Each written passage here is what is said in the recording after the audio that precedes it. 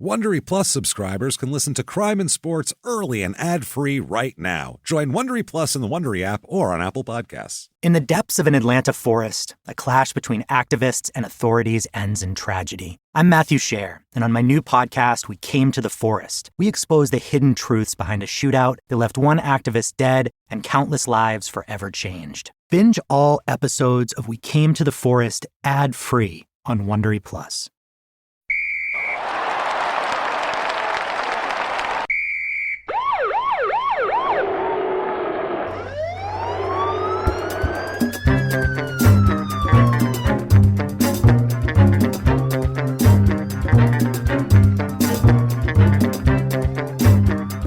Hello, and welcome to Crime and Sports. Yay! Oh, yay indeed, Jimmy. Yay indeed. My name is James Pietragallo. I'm here with my co-host. I am Jimmie Whisman. Thank you, folks, so much for joining us today. Just an immense amount for joining us. We're very excited, as per usual. We're never not excited to do this show, but it's fun today, and especially there's certain teams that are fun.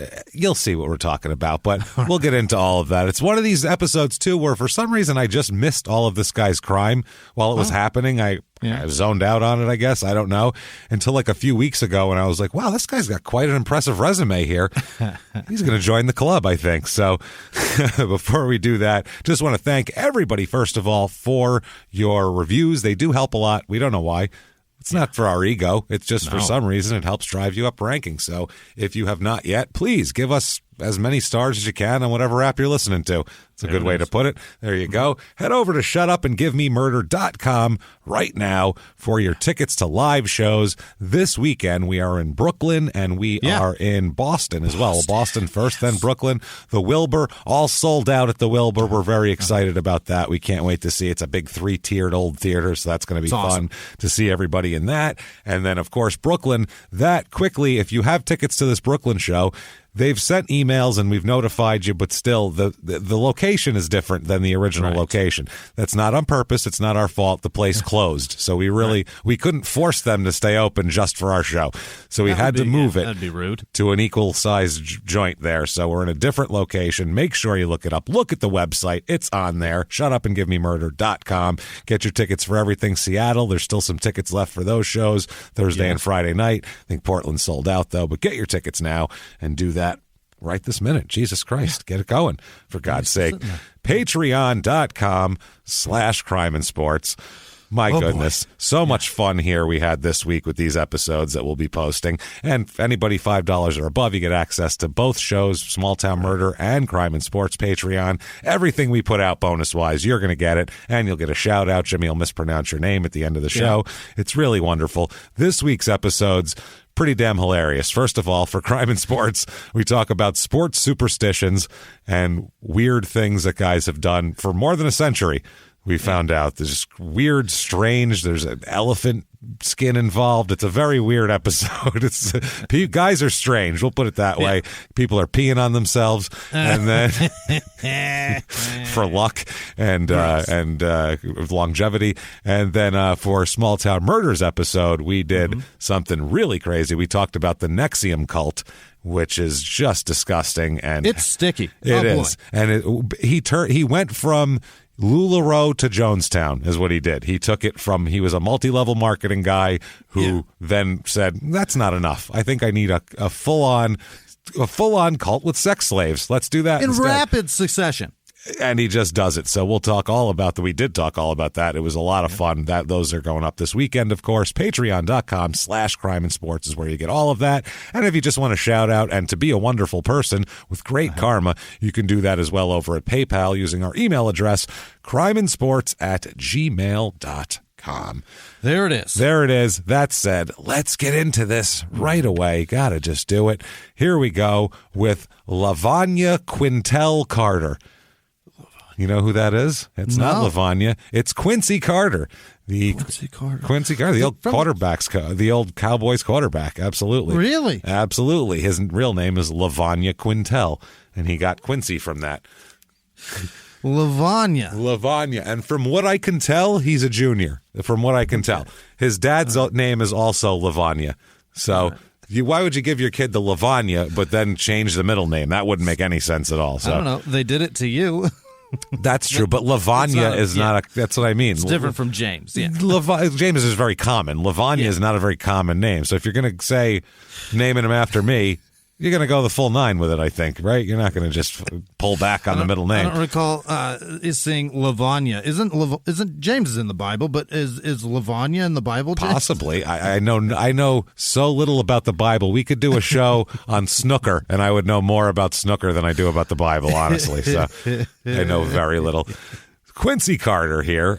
He's born October 13th, 1977. So kind of younger than I thought in my mind, too, for some reason. I thought of him. Yeah. I don't know why. Guys who played 20 years ago, it's like, oh, Christ, that was in black and white, wasn't it? That is so weird that it's so recent, yet so long ago. So he played post 9/11, Jimmy. I mean, come on. I mean, listen. I mean, come on. Decatur, Georgia, he's born and raised. His parents are Lavanya Sr. and Sherry Carter is his mom. Okay. And his mom will be around a lot. His mom's very supportive.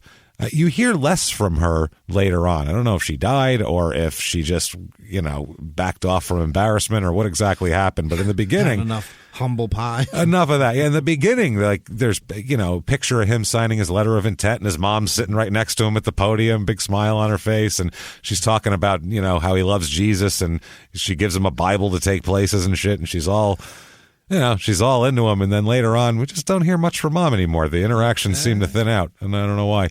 So he goes to Southwest DeKalb High School, is his high school. And from what he says, for sports always for this guy. He's 6'3", he's 220 pounds. And if you saw him play in the NFL, athleticism is not a problem whatsoever with him. I mean, he's a fucking athlete like crazy. Just never kind of put it all together, it seemed like. And he's one of these guys, I feel like he's one of these kind of a victim of the way the NFL developed. Because maybe also a victim of the Cowboys in the first. Oh, they were terrible. Yeah. Yeah. It was they were not terrible. A good time to be a Cowboy. Jerry Jones was making all the decisions. This was after, Jimmy Johnson and Barry Switzer left. And after their big successful run, Jerry Jones started deciding who they were going to draft and shit like that. And that's not a good thing when the owner, who's very good at finding oil wells that produce oil, decides that he knows what quarterbacks are good also. He's good at gambling, James. He's good at gambling. That's what it is. And Jerry Jones, it's not like he doesn't know about football. He played college football. He was a teammate of Jimmy Johnson's. That's why they were so close and knew each other. They played at Arkansas together. So it's kind of the same deal. But this is a bad time for the Cowboys. But my point is, used to be a guy like Quincy Carter could come in, and we'll talk about it too, because he had 3 years off from football that we'll discuss here. Really? So, yeah, a guy like him used to be... He'd be a backup they'd talk about maybe in 3 years this guy will be ready to play. Yeah. First 2 years, he's going to learn from our starter. He's going to sit there. He's going to soak it in. He's going to learn the whole system, get him comfortable. Right. But nowadays, and it started kind of around now, because that was the big thing with Peyton Manning. Everyone was like, they're just throwing him in there. That's crazy. You're supposed to, he's not going to be a backup. And he threw 28 interceptions his rookie year because rookies are terrible. Yeah, they're not ready for the NFL. That's why they never used to play before that. But now they're paying him so much money. They're like, well, I'm not going to pay this guy fucking $35 million this year with his signing bonus to sit there and watch. Yeah. People want to see him on the field. That's money. That's coming in. That's something. Attention. I suppose, but ruining his psyche and forcing him into interceptions and sacks that's a good way to ruin a quarterback. Ask everybody that's ever played for Cleveland for the past 30 years. Yeah. It used to be you threw a rookie quarterback in and he fucked up. They'd blame the team. They'd be like, well, yes, stupid. Why'd you try to ruin that guy? You should have given him a couple of years to rest.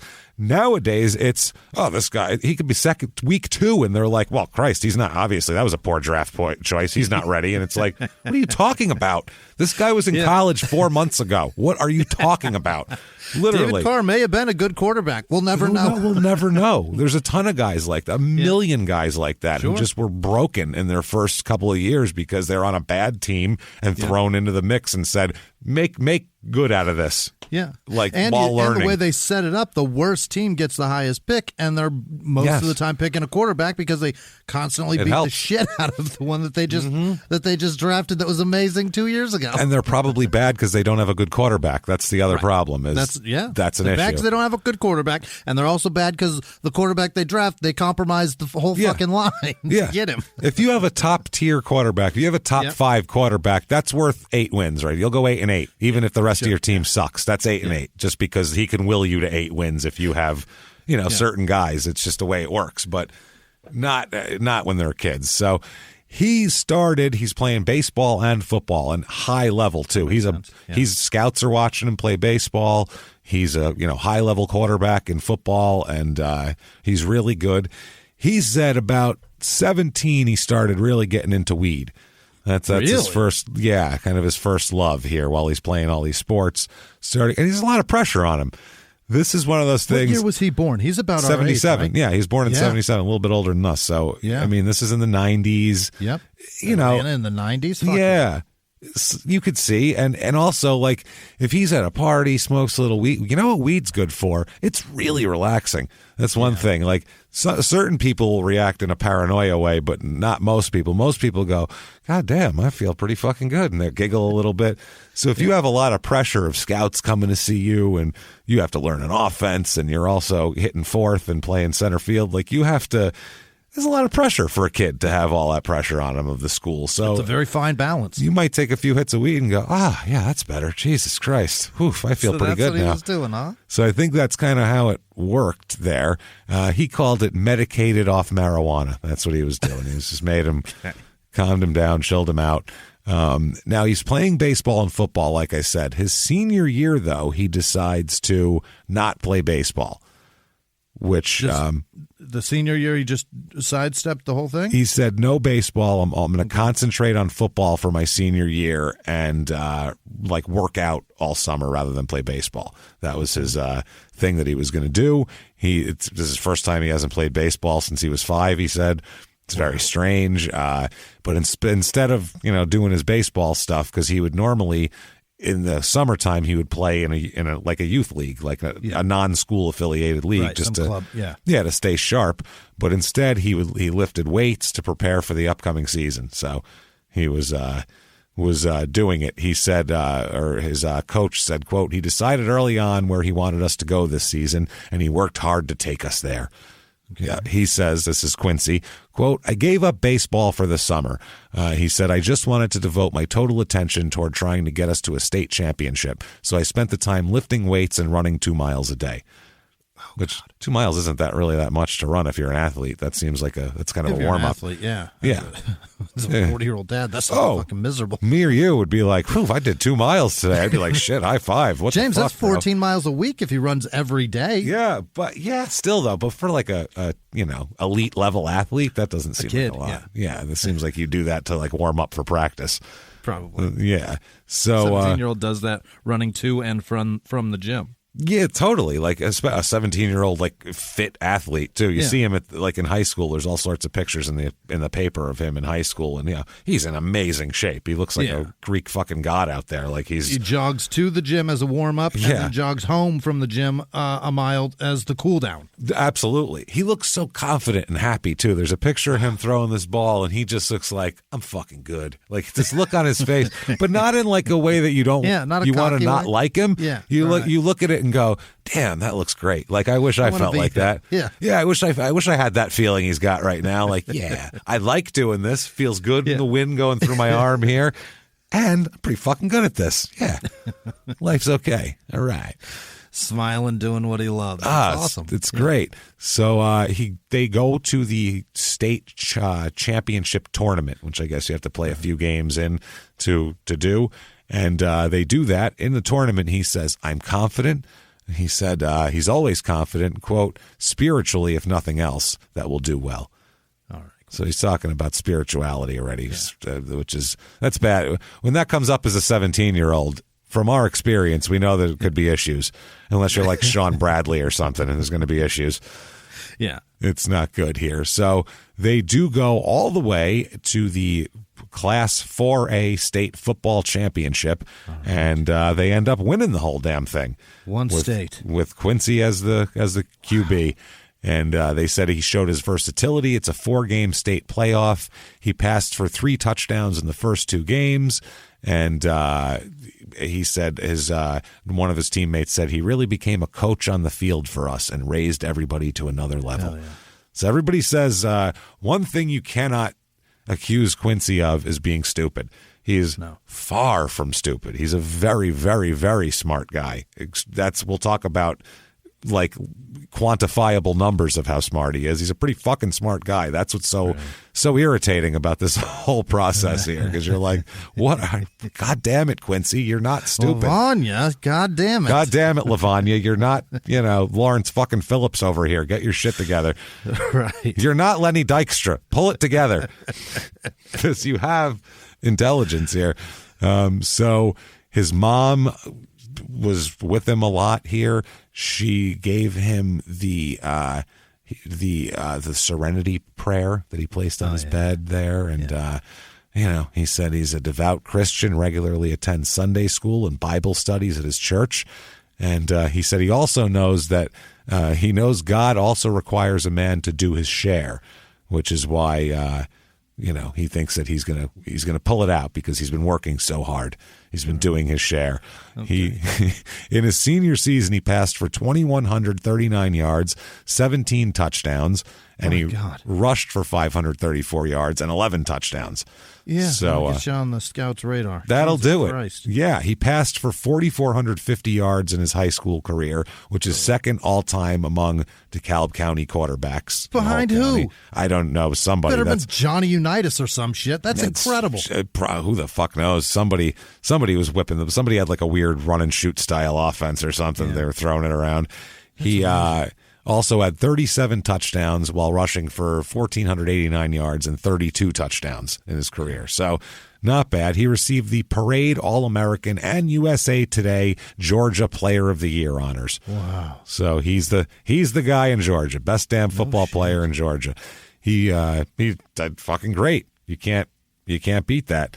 One of his coaches said, "We've had some great quarterbacks here, but I think he's the best as far as being a complete player. He's got all the tools, and he's really developed into a leader. Okay. He's ready to go. All the colleges are looking at him. Major league scouts are still looking at him too. They want to draft him also. Yeah, he didn't play for a year, but they don't give a shit. They watched him play football. He's an athlete. Put a bat in his hand and send him to, Kalamazoo or some shit for a summer. He might start putting it together." So he signs a letter of intent. He can go anywhere he wants. Anywhere. All the local schools are clamoring. Bulldog, right? And they're all clamoring. Yeah, he signs his letter of intent to play both baseball and football at Georgia Tech. There you go. Georgia Tech. That's the Bulldogs, right? No, they are the Yellow Jackets, I believe. There's a yellow there's a B. Georgia's the Bulldogs. Yeah, you're not off. Just hang in there. This is only a letter of intent, Jimmy. Doesn't mean he's actually going to go there because he signed paperwork. You son of a bitch. Doesn't mean he's actually. A lot of false starts with Quincy. Lavanya Quinceañera, you son of a bitch. Oh, Lavanya. Here you go. So. He 3:34 p.m. it says on February 8th, 1996. He said, "We're really happy with this class," the Georgia Tech coach said. "All of them are solid. Every position has been helped. We're very, very happy. We got an outstanding class." And they're talking about Quincy Carter being at the top of this recruiting class. He's going to play baseball. He's going to play football. He's going to be the fucking man. It's going to be amazing. He's going to save all of our programs. He is going to save many jobs. He's going to be in the spelling bee, too. Yeah. Oh, he's going to do well at that. He does. He's great at the geography bee, actually. Real mathlete, this guy. He can pick Qatar out like that, which is a tough one, and most people can't find it, but it's there. It's not an easy one. And he knows. That's the thing. He's like, boom, I know where that is. No problem. Yeah. What's that? That's Oslo, bitch. Yeah, it's the capital. I know I know where it is. It's in Northern Europe. On the water, motherfucker. Yeah. People are like, damn, Quincy, calm down. Real cocky. Not cocky about his football, but about his geography. He's a cocky son of a bitch. His thing, yeah. So the He insists we all wear jerseys and pick numbers and shit. Yeah, he loves it.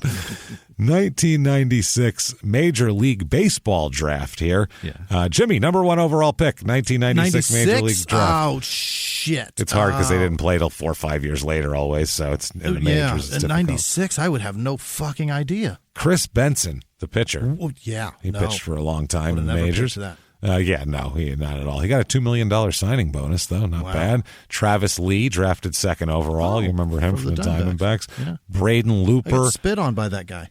Really? Yeah, he was an outfielder, right? The first baseman, then he switched to outfielder when they decided he wasn't good enough to play first base anymore. They were like, we need a little more production out of the corner infield spot. Sorry. Yeah. He played right field, right? Yeah, you can't hit 256 and fucking... He ran for a ball, James, that was hit deep. He hit the fence because it has that little chain link fence between the bleachers and and he had shit in his mouth. He hit the fence and that shit sprayed all over the front row of the bleachers. And guess who was sitting in that front row? Perfect. Right in my chest. One of the bigger disappointments in the Diamondbacks organizational history there. Disappointing as shit. Yep. Braden Looper, Billy Koch also signed. So that's like your first 4 picks right there. All those guys were major leaguers. 3 of them were pretty good major leaguers. Yeah. Travis Lee, of course, being the disappointment. Other guys, Eric Chavez, Mark Kotze, Adam Eaton, R.A. Dickey. A lot of guys that played a long time. Jake Westbrook, Gil Mesh. Shit, there's a bunch of guys here. Nick Beerbrought in the first round there. All these different guys coming out here. But Quincy himself here, Quincy is chosen by the Chicago Cubs, actually, with the 52nd overall pick in the 2nd round. Pretty good choice. Pretty it's good not bad. That they're taking. Yeah. Yeah, they could have had Jeff Farnsworth, who actually played in the majors, and a couple other guys after that. But instead, they took Quincy Carter there. So, by the way, 2 picks after Vernon Maxwell, not that Vernon Maxwell. Oh. Jimmy Rollins was like 5 picks before that. So that's pretty fucking funny there. You instead were like, we're taking Quincy. We can do, at least they didn't fuck up and take Quincy Carter. Also Milton Bradley in that. A lot of alum there. Yeah. Jacques Jones. We had an episode. He was hilarious. Yeah. So he ends up with a $450,000 signing bonus. Do you get that even if you don't play? Well, they gave him you have to play to make the contract, be executed. But they give him this. This is one of those things where the guy before him and after him might have got $5,000 or something, $20,000, but he got $450 because they knew they had to give him a bunch or else he'd go play college. He signed a letter of intent to have some leverage when it comes to this, so he could get a better deal, which is smart. So he ends up, now he's got a choice. Do I want to go play for the Cubs organization, or do I want to go play baseball and football at Georgia Tech? Do I want to go play for money on the record tax money, or do I want to go play for under the books, under the radar money? I'm going to go play off the books, and like a coach drops off a big bag of Taco Bell once in a while. Like, here you go. A little extra but mom's for you. Involved right now, so he's definitely going to college, right? Nope, he goes to play for the Chicago Cubs organization. Is that right? Absolutely. Georgia Tech was pissed. Oh, they were so fucking mad. They were like, "Are you kidding me?" They thought they had a quarterback lined up, and he said, "Nope, he's going to save our school." Don't think so. He goes to the Cubs. His first year in rookie ball here. He's at the in the Gulf Coast League. He ends up playing in 55 games, has 226 plate appearances, 181 at-bats, hits .215. So, not great. None of this. Yeah, .215, 3 homers, it looks like here, 37 ribbies, 18 steals. He's pretty fast, which is not bad. Only caught stealing 6 times, so that's not bad for a kid. Mm-hmm. That's pretty good. He's only 18 years old. He also ends up being brought up to Daytona, which is actual A-ball down there in the Florida.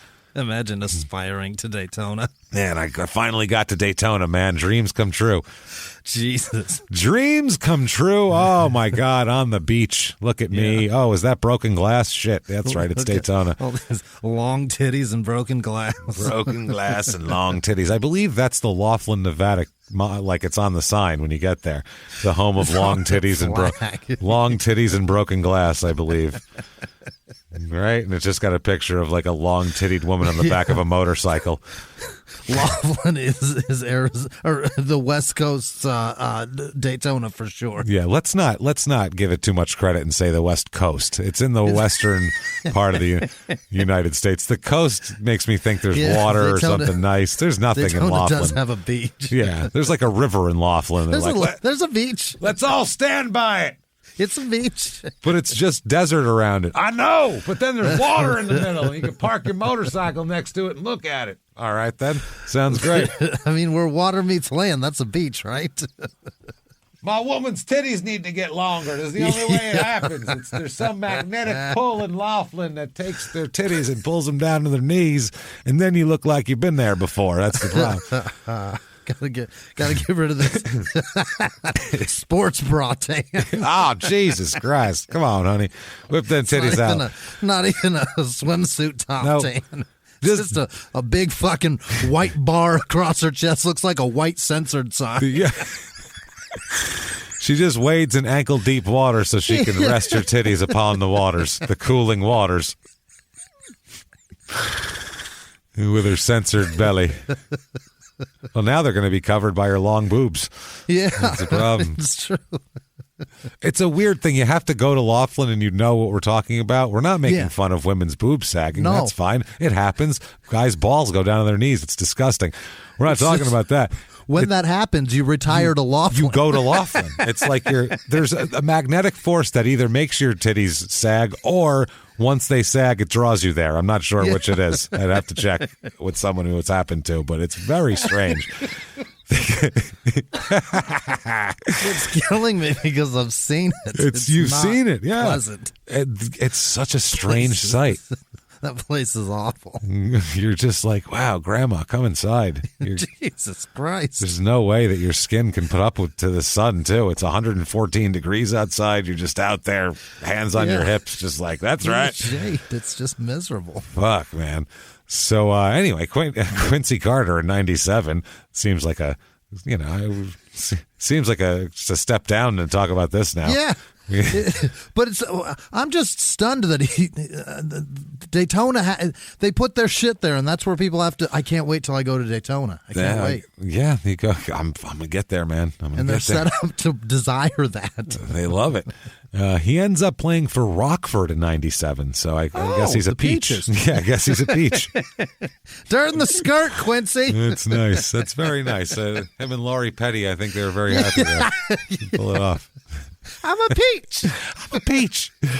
So that is a ball still. 105 games. This is a lot of at-bats. He has 388 at-bats. So that's a decent amount. You can kind of tell a little bit more what a guy's got now. He's 19, should be maturing, and he hits 211. Okay, that's not good. 2 home runs. That's not great. He has 100 strikeouts at 388 at-bats. That's also not terrific. He's ambitious at the plate. He is. Half that many walks, and he's also been caught stealing more this year, too. So it's not going terrific for him, but he's a kid. This happens in A-ball. Yeah. It's like his, only a second year away from home. Some guys take a little while to develop. So let's bring him in again. Rockford one more time this year for 98 here. So in 98, he plays in 27 games, 101 at-bats, hits 248 with 2 home runs. So a little bit better. Only 18 strikeouts in 101 at-bats. So that's a little less than 1 in 5 as opposed to 1 in 4. So that's better.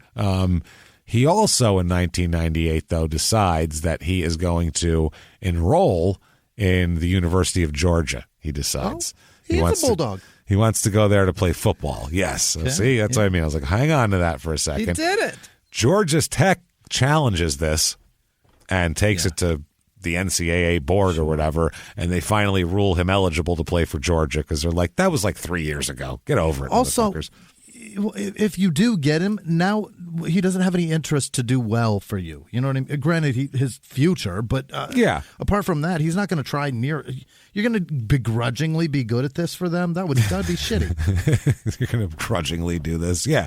So he goes in 98, And he wins the starting quarterback job out of this. Wow. Look, Champ Bailey's on this team, by the way. So he's shit. Yeah, goddamn. I think he's a Hall of Famer, isn't he, Champ? Hall of Famer. Goddamn close to it, if not. So I think he is.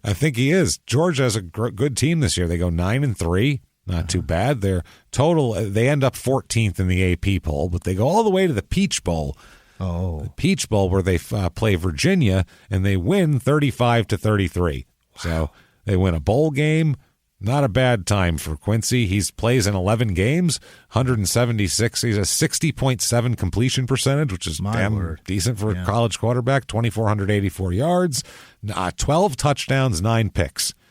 Which hasn't played football in 3 fucking years, so that's not bad. Yeah. That's not bad. Good enough to be the SEC Freshman of the Year. No shit. Yeah, I mean, he's 21, so, I mean, for a freshman, physically, he's not really a freshman. We'll be realistic like here. 40-year-old in necessary roughness. Exactly, yeah. He's Sinbad coming in from teaching science class. Scott Bakula looked like 40 in a broken way. Like, don't hit me. I'm not going to be able to get up in the morning. Whereas Sinbad was like, he had like old man strength. Yeah, he had like a swagger to him, like, out of my way, sonny. You know? Yeah. I've been playing football for 20 years in YMCA leagues. Knocking children over. Out the way, just coming through. Now, in 99, he plays baseball again for the Cubs, which I don't get how that's legal, but it seems to be legal to play college and to play pro if you're in like a different sport. Because John Elway did the same thing. John Elway played for the Yankees farm team for a summer and then went back to Stanford to play football that winter. So it makes, I don't know what the deal is with that, but I don't know. He ends up playing for Daytona again. He's pushed down to Daytona. I guess it's the same as like having a day job if you're like a stock trader. You know what I mean? If you're like 19 and you just go to stocks and you just go work on Wall Street for your summer. The NCAA, that's an internship. Yeah, the NCAA is so fucked though when it comes to all these stupid rules and what you're allowed to take. Like you're not allowed to drop off a bag of Taco Bell to one of your players, but like he can go play for the Cubs first. Like where's the logic there? Right. He can go make $450 grand. He's been playing professional baseball for 3 years. He's not an amateur. So if you're going to pretend he's a, quote, amateur, then fucking what are we doing here? This is stupid. They should be able to pay the fucking guy at this point. I guess that's why they're unraveling all that bullshit now in court. Thank God. It's so stupid. Well, it's when the guy who came up with the whole amateurism scam later on, 25 years later, said, I'm the guy who came up with it, and it's terrible, and they shouldn't do it anymore. I did it to scam them, basically. That's how I did it. Yes.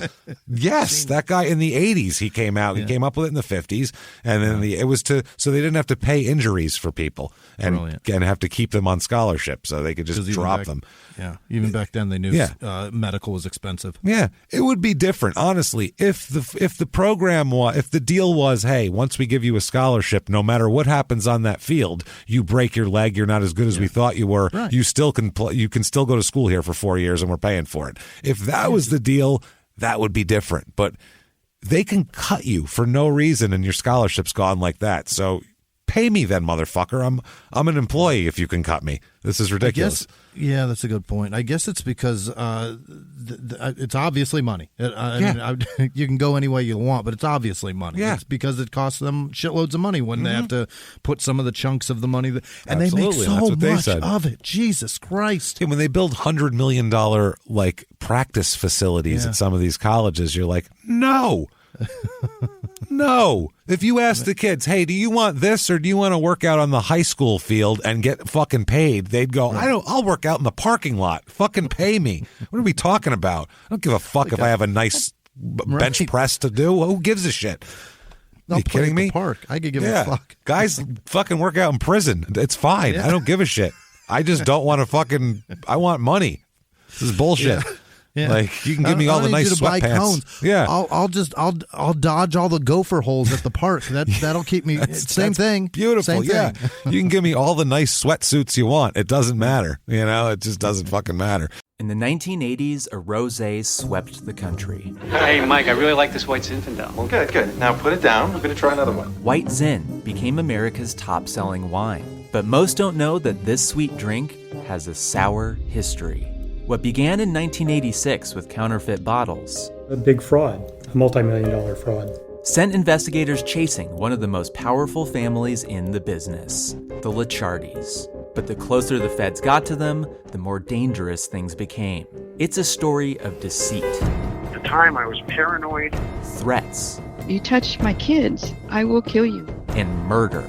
With a .22 caliber bullet to the head. What started with a scheme to mislabel wine spilled into a blood-soaked battle for succession. Welcome to Bloodvines. You can binge listen to Bloodvines exclusively and ad-free on Wondery Plus. Join Wondery Plus in the Wondery app, Apple Podcasts, or Spotify. In the 1980s, a rosé swept the country. Hey, Mike, I really like this White Zinfandel. Well, good. Now put it down. We're going to try another one. White Zin became America's top-selling wine. But most don't know that this sweet drink has a sour history. What began in 1986 with counterfeit bottles. A big fraud, a multi-million-dollar fraud. Sent investigators chasing one of the most powerful families in the business, the Licciardis. But the closer the feds got to them, the more dangerous things became. It's a story of deceit. At the time, I was paranoid. Threats. You touch my kids, I will kill you. And murder. With a .22 caliber bullet to the head. What started with a scheme to mislabel wine spilled into a blood-soaked battle for succession. Welcome to Bloodvines. You can binge listen to Bloodvines exclusively and ad-free on Wondery Plus. Join Wondery Plus in the Wondery app, Apple Podcasts, or Spotify. So this year in Daytona, though, he only plays in one game. He has 3 at-bats, strikes out once, doesn't get any hits, and he's done with baseball. That's it. Oh. He's over. He gets over it. He shows up for one game and goes, I think I'm better at football. Less frustrating. Yeah, I'm the quarterback. It's kind of cool. And even still, in the baseball career, he's still fighting upwards. He's not fucking he's not at the peak. Oh, he's fucking every college girl in Georgia if he feels like it. This is crazy. He's got a whole freshman of the year SEC. That's amazing. He's the starting quarterback. 99, the team goes 8-4. They go all the way to the Outback Bowl that year. All right. Oh, baby, the Outback Bowl. 28-25, they beat Purdue. So close wins and shitty bowls is their thing that they do. He's won 2 of them, though. He's won 2 of them there, yeah. 11 games he plays in. He's 56.8% completion percentage, 2,713 yards, 17 touchdowns, 6 interceptions. Now he's doing bad. 5 more touchdowns, 3 less picks. Goddamn good. 2000, the team goes 8-4. They go all the way to the Oahu Classic. Which that's at least something. You get a trip to Hawaii out of the deal. Or is it in North Dakota? Right, that's Oahu. It's in Oahu, Montana. It's just on the border. It's by International Falls. Just outside of Missoula. Oh, it's it's beautiful this time of year. It's great in early January. Really nice up there. Nice country. I really want that to not be in Hawaii. Just a tundra. Beautiful. So Oahu, Wisconsin. They beat Virginia 37-14 in that year. You're telling me he is a 3-time bowl winner, James? 3-time bowl winner. 3-time bowl winner. By the way, he was second team all SEC in 99. And then in 2000, he's none of that. Has a couple of shaky spots in 2000 here. Yeah. He only plays in 7 games because he injures his thumb. But and he also has a 5 interception game at one point. That is just he has a complete shit game here. But there's a ton of rumors all around Georgia that it's not that his thumb isn't even injured. It's because he has a drug problem and they're putting him in rehab for a few weeks. And that's the whole point. So that's the big rumor flying around Georgia here. Georgia ended up making his x-rays public to shut people the fuck up, basically. We're like, here are his x-rays. His fucking thumb is broken. What do you want from us? You're like, yes, he might also be on drugs, but his thumb is also broken. So they're not mutually exclusive is what we're saying. So his coach later on said, quote, all I can say is that based on the information given me by the athletic director and the trainer, Quincy never failed a drug test. Right. That's all he would say. So that's a very lawyer way of saying that as far as I was told through these proper channels, he never failed a drug test. That doesn't mean I don't think he was on drugs.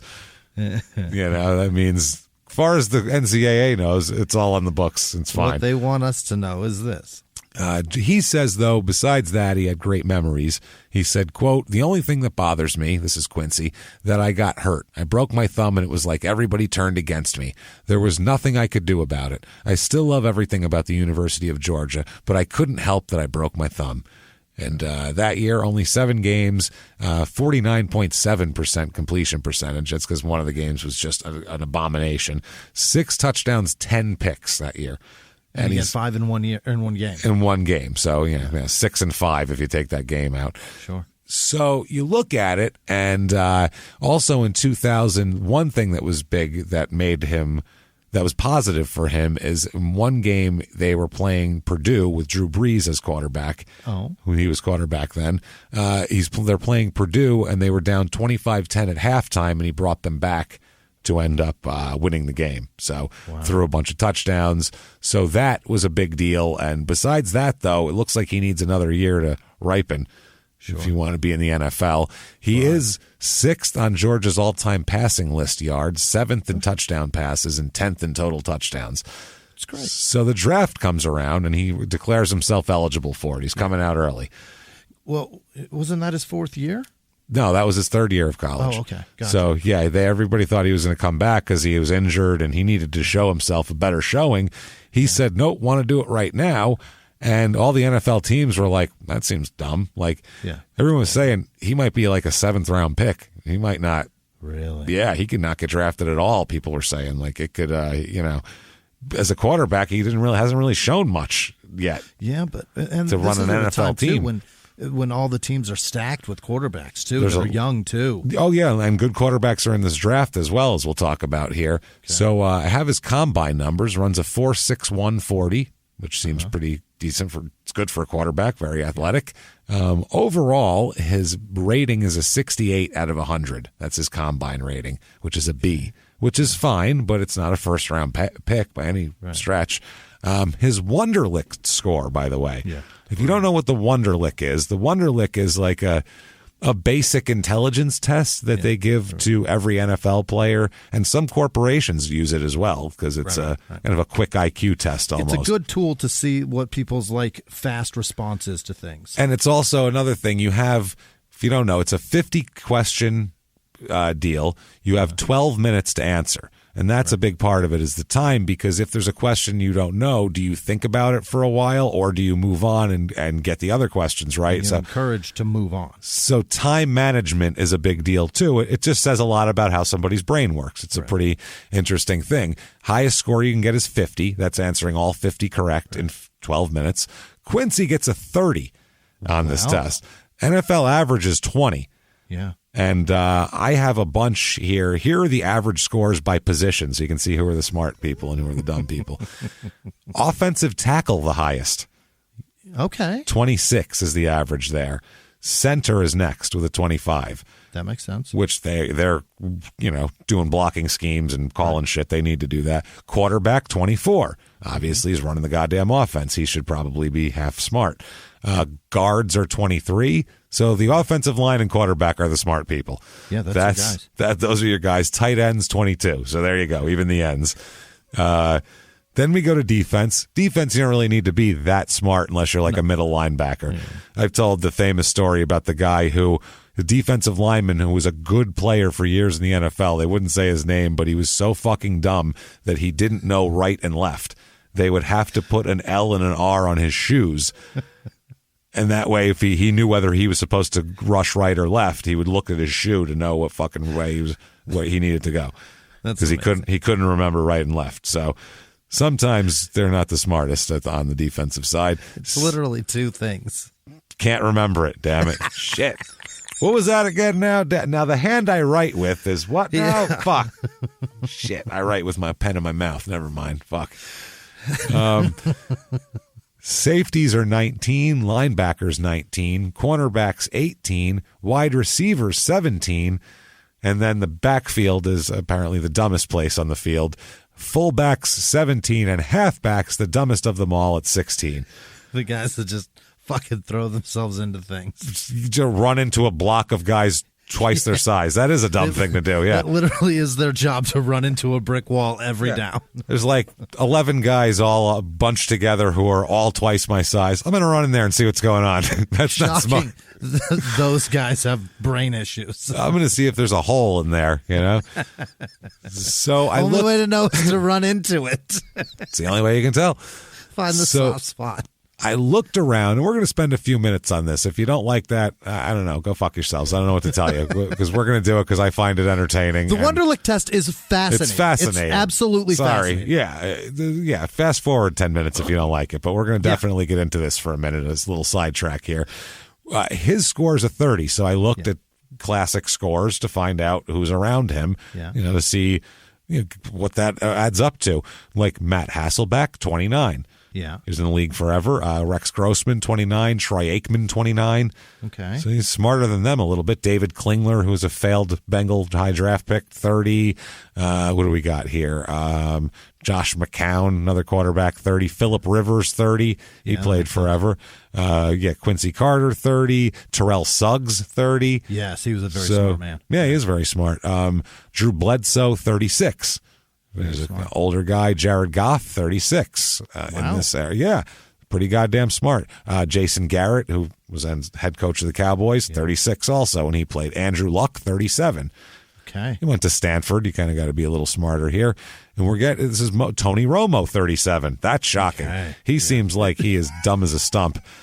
That's got to be from head injuries, right? I guess maybe that may be from being again a Dallas quarterback at that era. He was getting rushed and sacked repeatedly. Yeah, but he was, when he came in, James, very smart dude, and he still knows football. He knows his quick football. Decision making is probably lacking a little more now. It's like, give me a minute. Hold on a second. I got. What are my options again? Yeah. Oh, run or throw? Fuck. Okay. I'm gonna throw it away. I don't know what's going on. So Romo, 37 though, not bad. Colin Kaepernick, 38. By the way, also not a dumb guy at fucking all. Matt Stafford, 38, right up there in the highs. Alex Smith, who's like a Mormon, 40. Carson Wentz, 40. Calvin Johnson, the fucking beast, amazing wide receiver for the Lions. Very high for a wide receiver. It was the highest one I'm seeing here. 41 for Calvin Johnson. Incredible. Hugh Millen, who's Matt's brother, who's a linebacker. Quarterback. It's a different guy. Totally different guy. My bad. This is an old Patriot quarterback. Never mind. He was a 41 anyway. Blaine Gabbert, who was a complete failure. He's a 42. Fascinating, because he was god-awful. So this doesn't, translate to success or failure. Right. It doesn't mean football talent. It just means quick wit and utilizes time. It's just that shit. Ryan Fitzpatrick, who's still playing somehow, but Harvard graduate, 48 for Ryan Fitzpatrick. Mike Mamula, which is weird, because he's a defensive end for the Eagles, and I think he got coached up on this, though, because he's the guy. Mike Mamula is he's famous for making the combine workout a thing. He had agents and people that figured out you don't work out for football for certain shit. You work out for the combine workouts ahead of time. Okay. You get better scores. Right. That's more money. They want to see. Yeah. Every guy does that now. That's just that's what you do, the combine training. But back then he was the first guy to do it. So his combine scores were off the fucking charts, and he was a high draft pick and an average player because he wasn't that great of a player. He just had good scores, and he scored a 49 on the Wonderlic. And he's, I think that's probably because he was coached on it a lot and knew that was a part of it. Somebody gave him a heads up. Pat McAnally. That guy, know him? He's a punter. McAnally, no. McInally. I've seen the name. No. He's a punter. He scored a perfect 50. Holy shit! He's a smart motherfucker. No now kidding. Let's talk about the dumb ones. Bottom of the rack here, and there are some very successful fucking players on here. Yeah. Can I guess one of them? Please. For a reason unknown, I feel like Jeremy Shockley did really poorly on this. Because he seems like a fucking moron. He seems like a real idiot. Yeah. He seems like he would copy off Rob Gronkowski's homework. That's how dumb he seems. Hey, Rob, you got the answer, bro? Hey, bro. It says write your name, Jeremy. Yeah, bro. What? You know, you've known me for years, bro. What's my name? He does feel like he would copy Rob Gronkowski's homework and write Rob's name on it. Yeah, right on there. Oh, shit, dude. I'm so fucking hungover. I was in Laughlin with these long titties last night. I just flew in, man. These titties swinging everywhere. You just get drunk and let titties hit you in the side of the head. He would post-date it so it looked like he didn't cheat. Oh, we didn't cheat. I wrote mine the different day. You wrote it for tomorrow's date, you dipshit. No shit. Nice work, stupid. It's not a check that you don't have money to cover. Fucking idiot. So he's just taking shrapnel for no reason right now. But is he on the dumbest? Well, look here. A current New York Giant and an amazing player. I mean, he's an incredible player. Shaquan Barkley. Yeah. 0. Dude, he had to have just chose not to participate. Like he just put his pencil down and said, "I choose not to participate" or some shit. Did he just turn it in empty? I don't know. That's what I mean. Did he do like a abstention over here? Yay, nay, abstentions. Conscientious objector to this test. I don't like it. That's wild. 0. How you fucking do that? He turned it in with just "I don't like it" written on it. I don't like this. It's written diagonally across it, so it really covered it all in Sharpie. I want that to be true. Also, Bradley Chubb got a 0, defensive end, and Tremaine Edmonds, a middle linebacker, also 0. They all play now. Yeah, they play. Who else here? Morris Claiborne, cornerback, a 4. Mm-hmm. Really? 4. Frank Gore, who's incredible.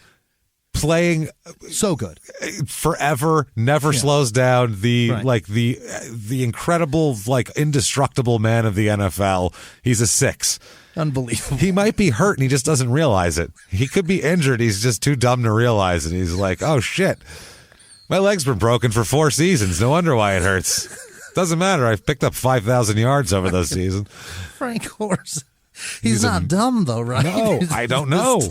Did he just stop midway through it and was like, fuck it, I got a date? According to Mr. Wonderlick, he's dumb as shit. It's weird. Vince Young famously did terribly as well, the quarterback who was great at Texas and then not so successful in the NFL. He got a 6 also. Okay. You want a little more out of your quarterback than a 6. Tavon Austin, a 7. Terrell Pryor, a 7. Uh-huh. Jesus Christ, that is not wonderful. Sebastian Janikowski, a 9. Yeah, but a Polish kicker. Yeah. What are these questions? I don't want to answer these. Why? Hold on. I take plenty of ecstasy before I come, so I need 1 minute to process. Why does test have time limit? Oh, you stop now. Hold on. I finger this guy. I'm fingering girl while you talk. I don't know what we said. 12 minutes? I think he just didn't read. No. His interpreter said it wrong. A.J. Green at 10, the wide receiver. Okay. Charles Rogers, a wide receiver, 10. C.J. Spiller, who we'll do an episode on eventually, a 10. Jeff George, the rocket-armed fucking god-awful quarterback. Maybe it's because he's a dumb son of a bitch with a 10. You dumb asshole.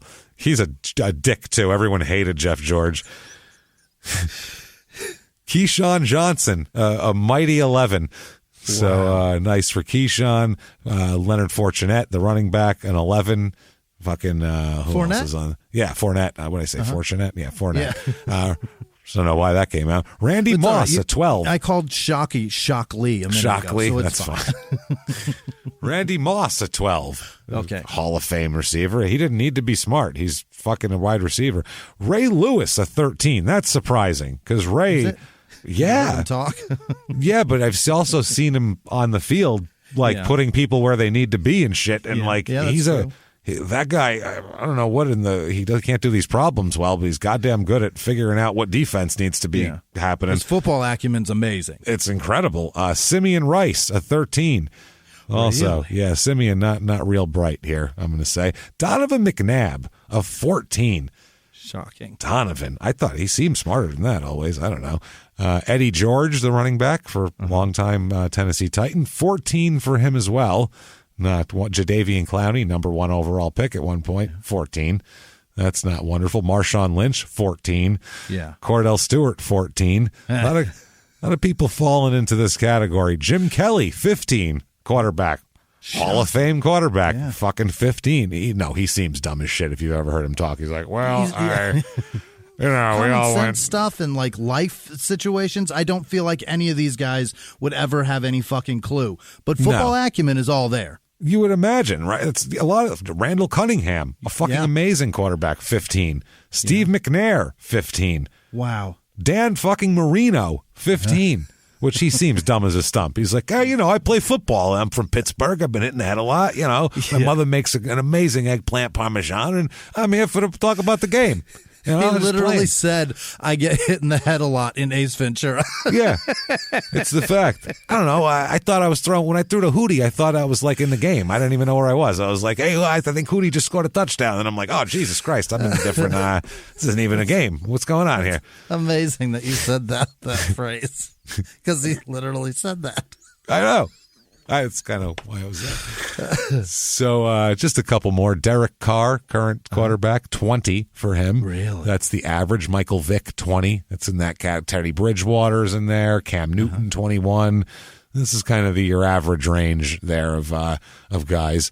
Robert Griffin III, 24. No kidding. It's starting to get a little better. Baker Mayfield, 25. So there's Ben Roethlisberger, 25. Yeah. Byron Leftwich, 25.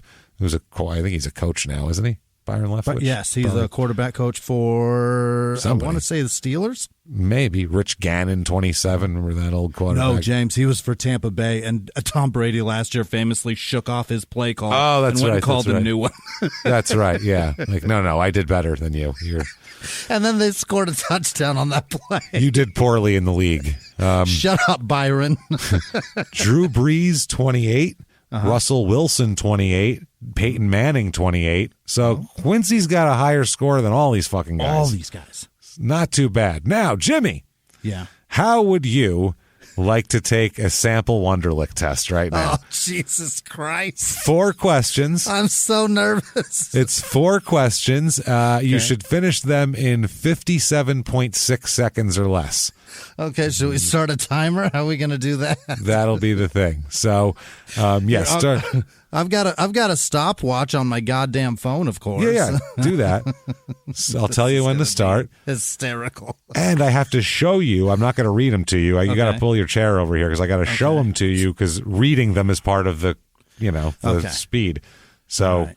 Oh, sorry. Hold on. That's all right. Let's see. Here, all right. Now there's the screen. Sorry, I had to get. Are you ready? I will press start, and then I will start reading. Are you prepared? Can you read from there? Do you need? I think so. Do you need to roll closer? Roll closer. Back that screen up just a little bit so I can see the whole thing. All right. And there we go. To the right a little. There we go. Right there. Yeah. Okay. Look at ready? He needs it to be. He's in the room looking. You could move. Our hands are the same distance from the goddamn screen. Put it where you want. Just right there. Don't move. Okay. There. Are you ready? I'm going to press start. Here press go, and now.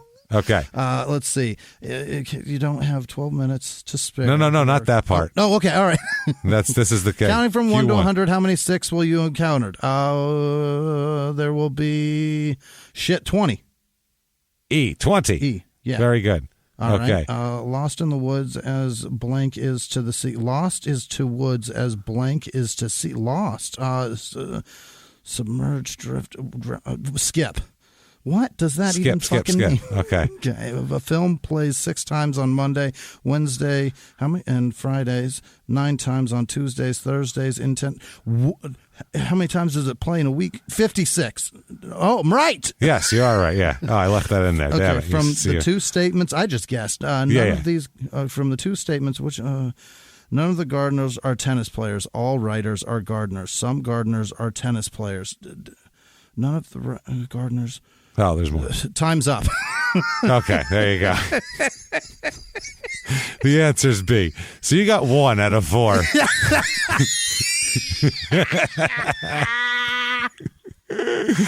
I would fail that I'm a lineman. I'm a fucking lineman. Jimmy's going to get like a 12 on this thing, I think, total. It's not bad. Let's see what you missed. Lost is to woods as to adrift is to sea. Got it. That makes sense. Sea. Yeah, like Lost in the Woods, Adrift at Sea. You guessed well on the movie one. That was pretty good. And then it was, from the following two statements, which conclusion is absolutely true? None of the gardeners are tennis players. All writers are gardeners. Some gardeners are tennis players. Writers are not tennis players. Writers are tennis players. Some writers are not gardeners. Where do you even start with that? I don't get it. Well, what they said, none of the gardeners are tennis players. All of the writers are gardeners. So it would be, writers are not tennis players because the gardeners are tennis, or none of the gardeners. Yeah, there you go. So whatever. Who cares? So anyway, there's a football player that got every fucking one of those. Everyone in 12 minutes. Unbelievable. 50 of those questions in 12 minutes. So 57 seconds. I couldn't answer 4 correctly. That's what it is, man. It's not 1/12 of the time, James. That's so he crazy. got a 30. So he's smart. He's not a dumb fucking guy. You just proved he's not, and that's not an easy test because people might think the Wonderlic is, and it's the time. If you had all day to do it, you could get a good score. It's but that pressure. It's the pressure of the time, which is kind of what happens in football, especially for quarterbacks. Sure. The thing about it is that Jerry Jones really likes Quincy Carter. Really? He saw a game with him and just fell in love with him. Yeah. He's literally the only person in the NFL who really loves Quincy Carter as a quarterback. Yeah. He could get him probably in the 5th round if he wanted him. To be safe, the 5th round, just in case someone was going to take a flyer on him in the 6th or something like that. But by the way, number 1 overall pick in the draft. What year? 2001 draft. Number 1 overall was it Clinton pick. Portis? It is Michael Vick. Oh, no kidding. Michael Vick, then Leonard Davis, the giant offensive guard. LaDainian Tomlinson, number 5 overall. Great pick. Great Richard pick. Seymour in there. Great wow, pick. It's decent. Santana Moss, Deuce McAllister, Todd Heap of Crap there at the end of the round. Not bad. He was fine. This is fun to make fun of him. Round 2, number 1 pick in the 2nd round is Drew Brees, who's fucking just got himself some hair and an announcing job. 2nd round. 2nd round. Yeah, he was the first pick of the 2nd round to San Diego. Great fucking pickup for them. So they got LaDainian Tomlinson and Drew Brees in their first 2 picks. 2 Hall of Famers, just boom, boom, lined them up. But also in the 2nd round, where is this here? By the way, the Cowboys don't have a first-round pick at all. No first-round pick. They traded away. They traded it for Joey Galloway, which didn't really work out very well here. Sound good at all. No. So where did he go? Oh, here it is. Number 53 overall. So I think he was 52 overall in the baseball draft. In the football draft, he's chosen 53rd overall. How weird is that? But they take him in the 2nd round. Nobody else was looking at him for the next 3 rounds. They're like, let's use this pick on him. They take Quincy Carter with this pick. There he is. And Travis Henry, by the way, like 5 picks later. Okay. Who they could have used for a few years there because he played for a long time and was pretty good. Sean Rogers, the very good defensive tackle for the Lions, also picked a few picks later. So Travis not a real. Henry's knee was pretty fucked up though, right? No, that was Willis McGahee. Travis Henry right. was good for a few years. Henry, he might have got hurt in the NFL, but everybody laughed at his decision to make himself eligible in the draft, and then Jerry Jones picks him, and everyone laughed at Jerry Jones real fucking hard. Like, you dumb rich twat. This guy's such a dumb idiot. Perhaps he said to an intern, I want a lasagna, and she told somebody that we wanted lasagna Carter. She wrote it on the card and handed it to Paul Tagliabue. He was actually hitting on an intern, and she made the pick. He just says, lasagna? There's nothing else on it. Is there a lasagna? And Quincy got up and put a hat on and came up there. Stuck a jersey on. I want to love on you. Is that what you said? All right. Maybe. We got him now. But if you're the drafted quarterback of the Dallas Cowboys, you're immediately famous. That's huge. Immediately, you're a famous guy. Yeah. He says, quote, man, I was off to stardom here being a black starting quarterback for the Dallas Cowboys. That's big business. It doesn't get bigger than that. Maybe shortstop for the New York Yankees. So that is the first black starting quarterback for the Cowboys, right? I believe so. Yeah, I don't know if maybe they had a guy start once or twice here or there and fill in roles, but that's the first, he's certainly the first drafted. The first, I'm trying to think, the 80s. No, they had like Danny White and Steve Pallor and all those fucking guys. And the I don't think they 90s was just all Troy Aikman. Yeah. So, Yeah, I mean, maybe after Aikman left for a year or two. Well, the 2001 Cowboys we'll talk about here and who they have. Anthony Wright. Was he black, Anthony Wright? I don't know. I think he was, actually. And then yes, he was. Yeah. He was. And then Ryan Leaf they pick up. Okay. Ryan Leaf started 3 games for the Dallas Cowboys in 2001. He started, this was the big reclamation project because Jerry Jones, he's a gambler. He's looking for those wildcats and those wells. Oil in these fields. He's a wildcatter. That's what he does, man. He's poking around. He goes, there still might be some left in this claim. I'm not, Yeah. Could be a spurter. We don't fucking know. Maybe they missed a pocket. Who knows? Who knows? This year, Dave Campo is the head coach. And he was like their defensive coordinator that then became a head coach. And then I think he got demoted after a couple years, but stayed as like a coach. Yeah. Because on the Hard Knocks that they were on, he was like hanging around there. He just seems like this real dumb old guy. I can't believe that they let him head coach a team. Doesn't seem like head coach material. He just doesn't. He seems like you're nice like grandpa, but not or you're nice like, dad's uncle, but not your. Sure. It's weird. So they go 5-11, not terrific. Also, Emmitt Smith on this team. I want to say this is his last year on the team. Has to be. Maybe the next year. That's what he had over 1,000 yards that year, Emmitt Smith. Wow, not bad. But he only averaged 3.9 a carry, so it was going downhill a little bit. Rocket Ishmael on this team. Joey Galloway. Yeah, it's just speed. It's Jerry Jones. Jerry Jones is like he's like if 70s Al Davis didn't know what the fuck he was doing. That's early 2000s Jerry Jones. Yeah. Because Al Davis used to look at, if you look, it was just a track team, but he knew the guys that were also tough and he could also mold. This guy doesn't know shit. But by this time, you already know that Rocket Ishmael is, it's over for him. Like, because 92, he was in college, right? And he was great in 92. That was a fuckload. Yeah. This was a long time ago. He had 53 receptions this year for 834 yards, Rocket, but that's not, what he... That's like 15 yards a grab. That's not bad. Yeah, it's not terrible, but it's also not like his, peak or anything like that. Joey Galloway also just all speed. They traded their number 1 draft pick for him just to have some speed on the team. Very, very interesting. But Quincy ends up winning the starting job at some point here. Mm-hmm. He plays in 8 games, starts all of them. He only a 51.1% completion percentage, which is not... Yeek. It's not acceptable post like 1974 in the NFL. Like before that, when you were allowed to clothesline a receiver while the ball was still in the air, right? Like you could literally pass interference was fine. Because I think 77, 78, they made a rule where it was like, you can't hit the guy while he's trying to catch the ball. You got to wait till it gets to him. So, that's not okay. 25 for 43 is not good. No, it's not going to work out very well. But that's what he does. 1,072 yards. 5 touchdowns, 7 picks, but he's also a rookie, but he's the starting quarterback for the goddamn Dallas Cowboys. Wow. He's doing well for himself. It doesn't get any better than this, Jimmy. Honestly, it's top of the mountain. Grace. That's it. We have reached grace on Mr. Quincy here. So what does he do? Somewhere during this time, I can't find the exact date, but he has a son. Has himself a son. Oh no! They have a son, and he names him Quincy Jr. Obviously, he goes little Lavagna Quintel, little Lavagna Quinceañera Jr. There he is, Quincy Jr. Quinceañera. That would have been amazing. Would be adorable. If his name was Lavagna Quinceañera, I would love it a lot. That would be amazing. I'd never call him Quincy. I just call him Quinceañera. Yeah, that's a great name for a grown man. I'm sure someone on his team called him that. I'm sure. Yo, Quinceañera, fucking whatever the hell you goddamn rookie, get your ass over here. Some coach called him Quinceañera, like a defensive backs coach. Yeah. Hey, Quinceañera, you throw it over the top. We're picking that shit off. Let's go. It sure did. Our safeties are looking, pal. So the 2002 season, Dave Campo, again, they go 5-11. That's 2 years in a row. I'd say he's a 5-11 coach. There it is.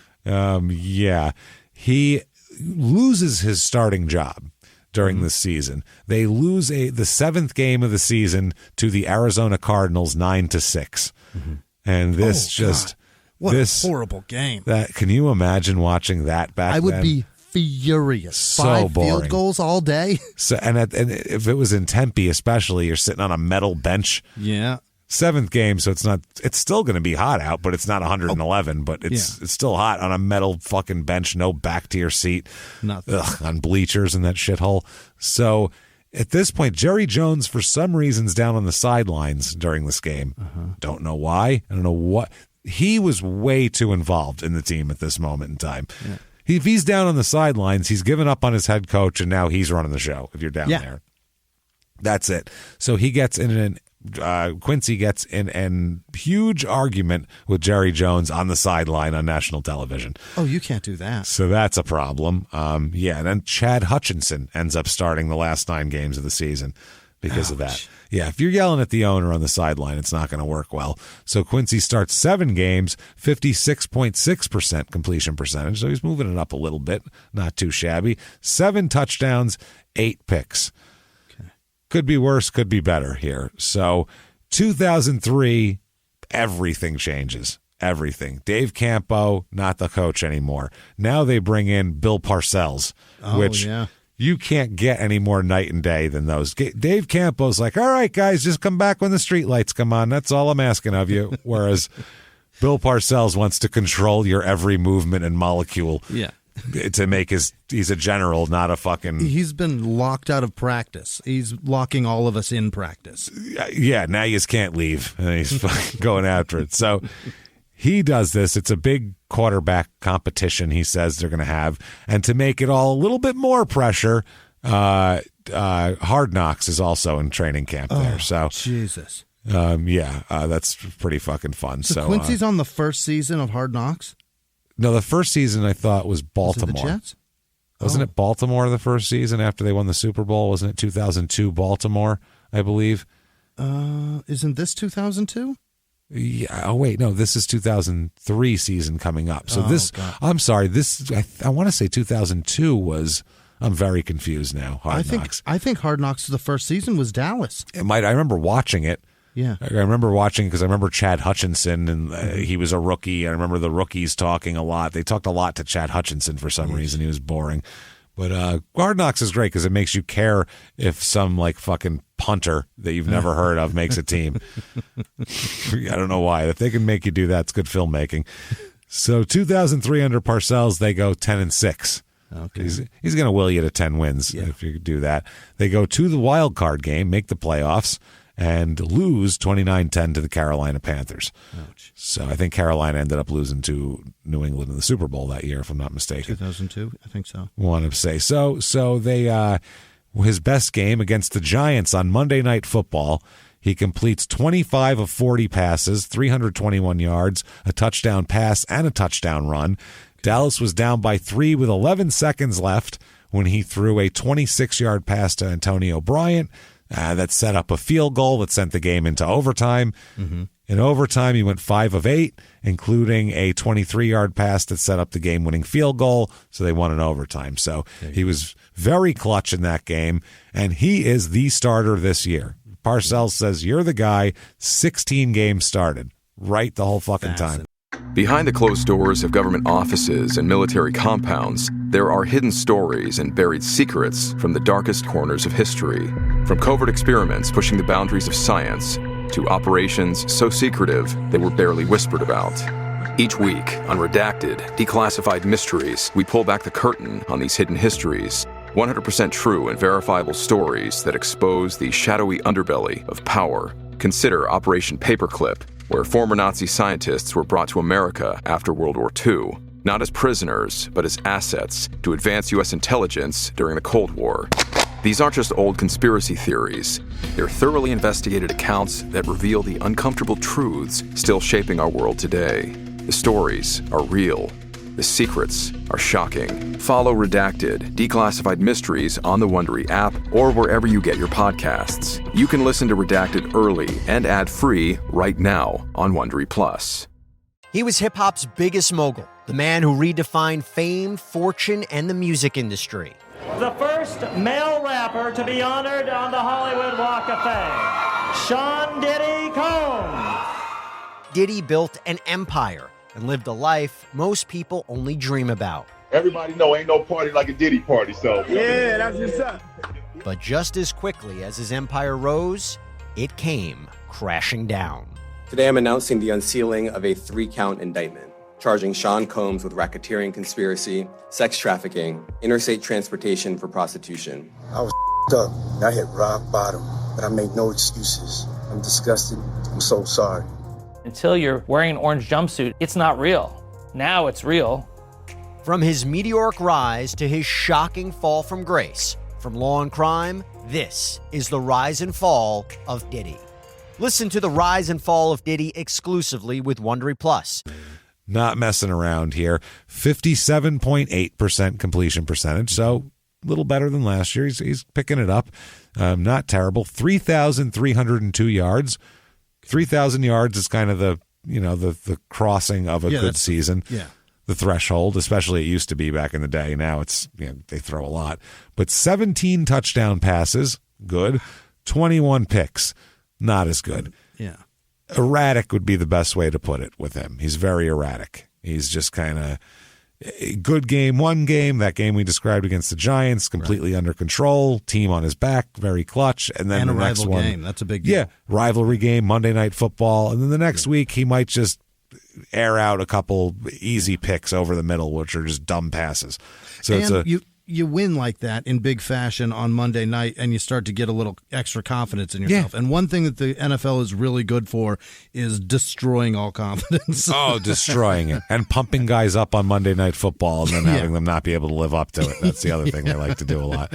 They're so good at it. They want to blow that Pittsburgh running back right now, the rookie running back. Oh, yeah. They Harris? want. Is it Harris? Oh, yeah. They want to be just lined up waiting to get hammered by this guy because every time he won't even get a carry on the play, and they'll be like, "Oh God, look at him. He's just a Greek god out there. Look, he's amazing. He's gonna be an he's animal, sculpted. Oh, he's a beast. This guy." But I mean, they're talking about him like, you can imagine what he's like in the sack. He's just gonna grab you, pull you back by your hair, and just make you know he's inside you. You know what I mean? That's really what they're going to do. It's really frustrating for anybody involved with the NFL to see that guy play on such a shitty-ass team. To see no offensive line. Yeah. It's hilarious. Last time I saw him on, I think it was a Monday night game, he got fucking drilled in the head. And so they wanted to take him off. He shoved the trainer 4 yards off of him. Oh, it was just 2 weeks ago on Sunday night. Yeah, he freaked out, and they finally went in and did the shit. He didn't want to do it. He was throwing doctors everywhere. I was like, what is happening right now? I think he did say, "Get the fuck off me," and then he dropped some N-words at the guy. Yeah. It's a middle-aged white guy with a towel in his hand. Which was I just hilarious. want to make sure you're okay, sir. And he's like, "I'm fine." And he's trying to put his helmet back on. They're like, no, you have to go off. You have to do the protocol. He's a tough son of a bitch, that guy. I love him. He came back in. He played in overtime. Yeah. He was a badass, dude. That dude's a bad motherfucker. No, I don't think it went just end of the game. Yeah, that was an interesting game. Yep. So 2004 here, that season, he is projected to, because they got Vinny Testaverde this year as their backup or possible starter. So he's going to compete with Testaverde, and then they signed some nobody quarterback to play third string or probably get cut maybe in Tony Romo. Just some nobody they picked up. So my clairvoyant says, I can see what's going to happen. I can see it. I got a crystal ball. The projection is Quincy's going to win the starting role. Testaverde's a great backup. He can come in and fill some holes, and then they're going to waive Tony Romo. He'll be out of there. That's what's going to happen here. Then it comes out that Quincy Carter failed a drug test just now. But it's not his first drug test. He'd also failed 2 previous tests. What? So those they keep private. Then when you fail the third, you get a suspension and it's public. And that's what happened to him. Really? So he fails another drug test, and it's said that he's going to be suspended for the first 4 games of the season here. Quincy. So now that would leave them with Vinny Testaverde and Tony Romo, and then what's he going to do? This guy's going to come back. So the Cowboys go, you know what? Fuck that, and they cut him. Parcells just cuts him. Done and done. And Parcells says, he explains what happened. He says, quote, I became pretty close with Quincy personally, and this kid had a lot of good qualities. He says, quote, he was smart. He understood it, but I just couldn't save his ass. I really couldn't. He said, you just didn't have the time. There he is. He's got his team in the playoffs. He's starting quarterback of the Dallas Cowboys. He's playing good. He's improving. He can get out of trouble. He's pretty smart. He can make almost every throw. And it's just some people can't fight the pressure to succeed. They just can't fight it. It's too much on them once the bar gets up a little bit. It's just too much. I don't know all the problems or demons exactly, but that's eventually what took him down.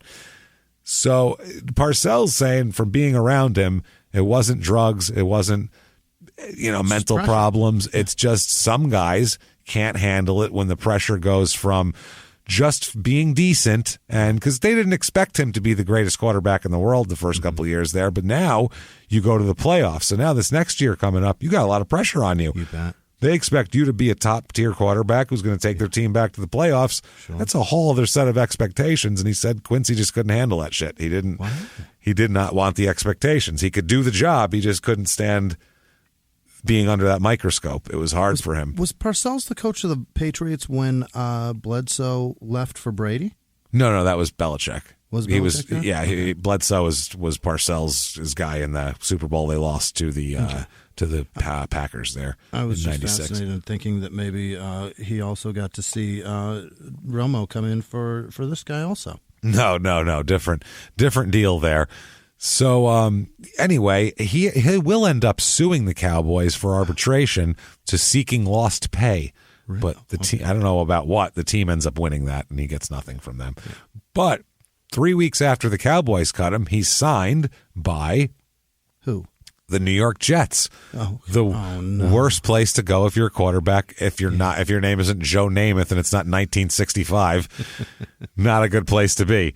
Let's be realistic. Fitzpatrick, who can, I don't know how, but weather that storm. And they still never won anything or did anything with him either. No. New York, the Jets eat quarterbacks and just shit them out. Yeah. They really do. They just dismember them, eat the parts, and then shit out the hamburger. That's what happens. It's awful. What a disaster. For third-string talent elsewhere in the NFL. It's fascinating. People are longing for Ken O'Brien again here. It's like, it's fucking terrible.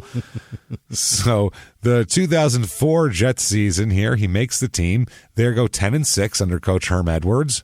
Fascinating. So not too shabby at all, but he's not the starter. He's brought in to back up Chad Pennington. Remember Chad Pennington and his weak-ass arm?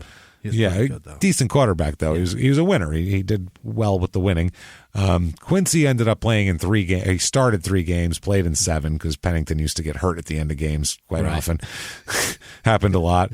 They went to the wild card round and beat the San Diego Chargers 20-17. So actually did that, got a win. Then they go to the divisional round and play the Steelers and lose 20-17. Okay. Either way, very close here. So not too shabby. Anyway, he goes, he only has not a lot, 498 yards, 60% completion percentage for Quincy. There you go. But, nothing special here. 3 touchdowns, 1 pick. Who was their running back that year? Curtis Martin. Yeah, it was a lot of dump-off passes to Martin. A lot of Curtis Martin, Santana Moss receiving, guys like that. Justin McCarron's not great. Wayne Charbet. Remember Wayne Charbet or whatever?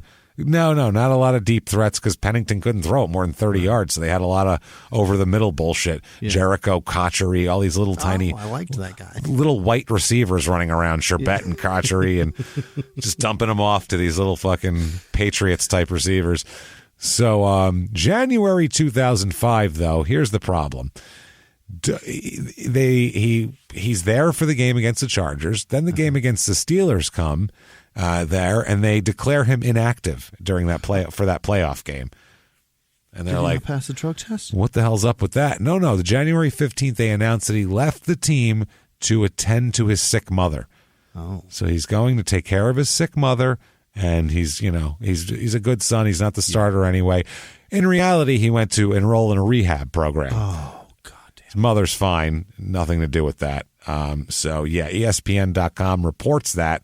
after the playoffs there that he was actually in a treatment program and everything like that. Adam Schechter, shut your fucking mouth. Thanks, Dick. And he ends up being cut from the Jets also. If you have to be sent to a rehab during the playoffs, you're not on the team. They're not going to do that. You're a problem. Yeah, the playoffs we're so focused on this fucking thing that we've all been doing, and if you have other shit going on, you can't be here, period. You do that. You don't do this. You do that. That's how the NFL is. It's cutthroat, and that's what they do. They don't go, he's got a problem. He needs help. They're like, let's get him help over there, but we need not that here. No distractions. But he is signed the next year. That's 2005. The 2006 season, he's going to play, Jimmy. He's going to play. Who do you think he's going to play for? The Jaguars. The Montreal Alouettes, who are just slightly a step above the Jaguars, probably. Is the NFL over for him already? He's going to play in Canada, Jimmy. Going to try to get his life together. May 24th, 2006, a month and 3 weeks later, he is released by the Montreal Alouettes. That's not good. You don't want to be released by the Canadian team you went to redeem yourself with. He was pissed about it, too. He's mad. He said, quote, "This is a joke, an insult. So I just got cut by the fucking Montreal Alouettes. I was the Cowboys starting quarterback fucking 2 years ago. This is crazy." I just yelled at Jerry Jones. I just finished, and I'm already cut. What happened? He said, quote, "I was throwing all over the field from either hash mark with ease, and we were practicing in an indoor facility, so I couldn't even throw as deep as I wanted." It's like they were holding me back, and now they're going to cut me. The coach, though, Don Matthews, he said that the release was performance-related. Just didn't cut it. He said someone had to go. He was the obvious choice. He had the lowest grades. So he's worse than the other three Canadian League quarterbacks who I've never heard of when I read who the fuck they were. Never heard of one of them. So he was worse than them. And the other coach said, "All players have to earn their spot. I've never promised players anything. That's not my style. Other than that, I'm not going to get into a he said, she said debate. This was strictly performance related." And Carter said, "Bullshit." He said, "It was clear to anybody at practice, even my teammates, you know where my talent was, even after a year off. I don't know what to say." And he walked away. It's an insult. He was embarrassed as shit is what it was. Yeah. Mad embarrassed. Yeah. He expected that, obviously, he'd go up there and they'd be like, "Oh, my God, it's Quincy Carter," and he'd be the savior of the team. They'd at least, treat him like that, like, "Oh, we're so lucky to have you," because our other quarterbacks are people that James has never heard of, which is not helping us a lot at all. The rest of the guys here are Canadian. They're all Canadian. I don't know. We have a couple guys who played ball in the States, but they're real friendly. They don't want to win too much. They don't want to hurt the other guy's feelings. Our backup quarterback is a guy that just kept picking up the puck in hockey, so they just figured he should probably play football. Maybe that. He doesn't really know how the game works. We're trying to teach him. It's been hitting the head a lot, though. It's difficult. So December 15th, 2006, a few months later, this guy is not employed at all, got nothing going on. He is arrested, and it begins. And it is a slip and slide from now on, boy. He keeps it together the whole time he's playing, and then it's just like, what is it? It's been about 4 months. I need handcuffs. My wrists are feeling naked. I need to be handcuffed constantly for the next 10 years. It's fucking crazy. No. I had no idea this happened, but when I started looking him up, I'm like, holy shit. He's arrested here. This is a twofer. This is weed and domestic violence mixed into one.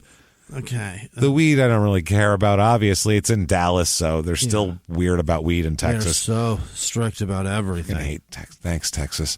So Quincy Carter, he's arrested on marijuana possession charges at the home of a woman who called the police saying that, quote, "Carter has been throwing things around."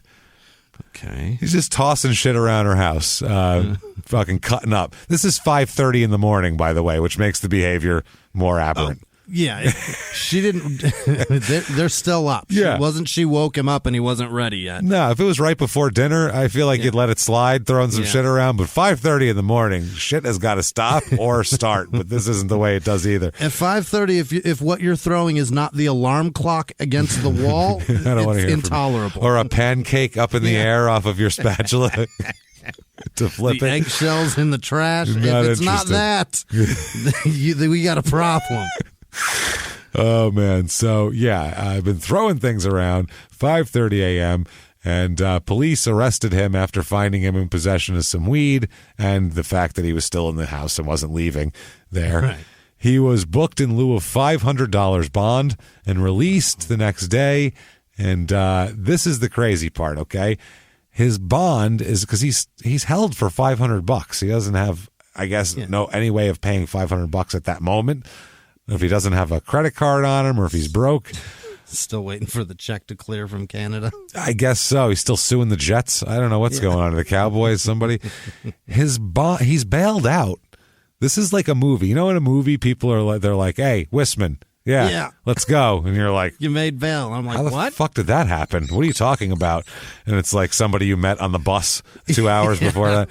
Some guy that now needs me to blow him with a dog or some shit. Yeah, it's like Dirty Rotten Scoundrels or whatever. Yeah. And I'm beholden because otherwise I'd be in a jail cell. I'd be stuck in the jail cell. So that's what happens. All right. Randy Gallo. All right, come on. All right. At least spit on it first. Jesus Christ. Have some fucking courtesy. Can you make it fast? Please. So this is a Fort Worth Star-Telegram columnist, Randy Galloway, who's also host of the sports talk show Galloway and Company back then on ESPN Radio in Dallas. Yeah. He bailed him out. Why? He called Cowboy Bail Bonds, which there's a name of a bail bonds place called Cowboy Bail Bonds in Dallas, during the radio show. So he did it like, it's for a bit. Yeah. It's a bit, but he actually had to bail him out because he did the show, so he did it. Then later he tries to act like he was just trying to be a nice guy. Oh, so I'm you dick. He did it on the air, bro. You're making fun of the guy. Oh, he can't make bail and he's arrested. He said that he didn't see any conflict of interest in posting the bond since Carter's no longer playing. He's just a private citizen that he knew and wanted to help him out, the goodness of his heart. I hate him so much. I'm not liking this right now. No. He said, "I've had a lot of fun with Quincy over the years, his problems and everything else. But it's Christmas and Quincy Carter's in jail, and I hate to see that happen. For him to be in the position today where he can't post a $500 bond, there's unfortunate problems in his life." Can somebody get this on ESPN.com, on New York Times, everywhere that any press that'll run this, please? Yeah, goddamn break. You're making fun of him for it, which is fine. You want to make fun of him, I'm okay with that. That's the thing. What are we doing right now? Right. But we're not then saying we're doing it for his own good. I'm not taking up a collection for Christmas. No, Quincy, this is actually an intervention. We're doing this for your own good. It's not for him. This is for listeners to laugh at a guy who could have done better and chose not to. That's what this is. He didn't break his neck in a car accident and then his life went downhill. He just chose not to show up for shit. That's not my fault. He scored a 30 on the Wonderlic. He did fine. Yeah, that's what I mean. He's doing great. His producer, also here, the guy's producer of the radio show, he said that the station or the show, they don't expect anything from Carter in return. They're making fun of him. He said, quote, "He had a lot of people that really liked him and his time as a Dallas Cowboys quarterback. We hope something like this will make him fly right from here on out." Oh, God. Fly right, you fucking douches. So anyway, when he's released because he's bailed out, this is a crazy string of events of how this happens. He's bailed out kind of to pick on him, obviously, but they don't pick him up. They just call the show and call the bail bondsman and bail him out, and that's the bit. So he gets bailed out, but then he's just outside the jail, right? Nowhere to go. He needs a ride. Nowhere to be. So that's pretty fucking interesting. So he's standing on the curb of the jailhouse there when a local television camera for one of the local news stations, they're following him, tracking his, here's Quincy, just got released, and now he's standing there with his paperwork and no ride, which sucks. It looks like your mom forgot to pick you up, only you used to be the quarterback of the Dallas Cowboys. Now you're on a goddamn jail curb. Like somebody printed off the bus route, but the 2 looked like a 4, and now you're standing there 20 minutes late for a bus. Fuck, man, my mom's going to kill me. So he realized that he had no way back to his apartment at all. He couldn't get back there. So he's like, shit, I'm stuck here.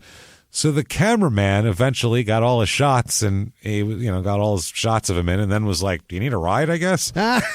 So now that I've got all this embarrassing footage of you, the cameraman gave him a ride home. Wow. He gave him a ride home, and this is the start of something weird that happened here. Also, first of all, he wants to get a few things straight here about everything, because there's a lot of rumors flying around about him, Quincy. He says that, quote, I've let myself down a lot, especially this last incident. I'm mad at myself because this is not me. You can be upset about stuff that has happened in the past, but when you let it get to this level, it's too far. I've got to stop putting myself in bad situations. That's what it is. He says as well that the rumors are not true. He's not broke.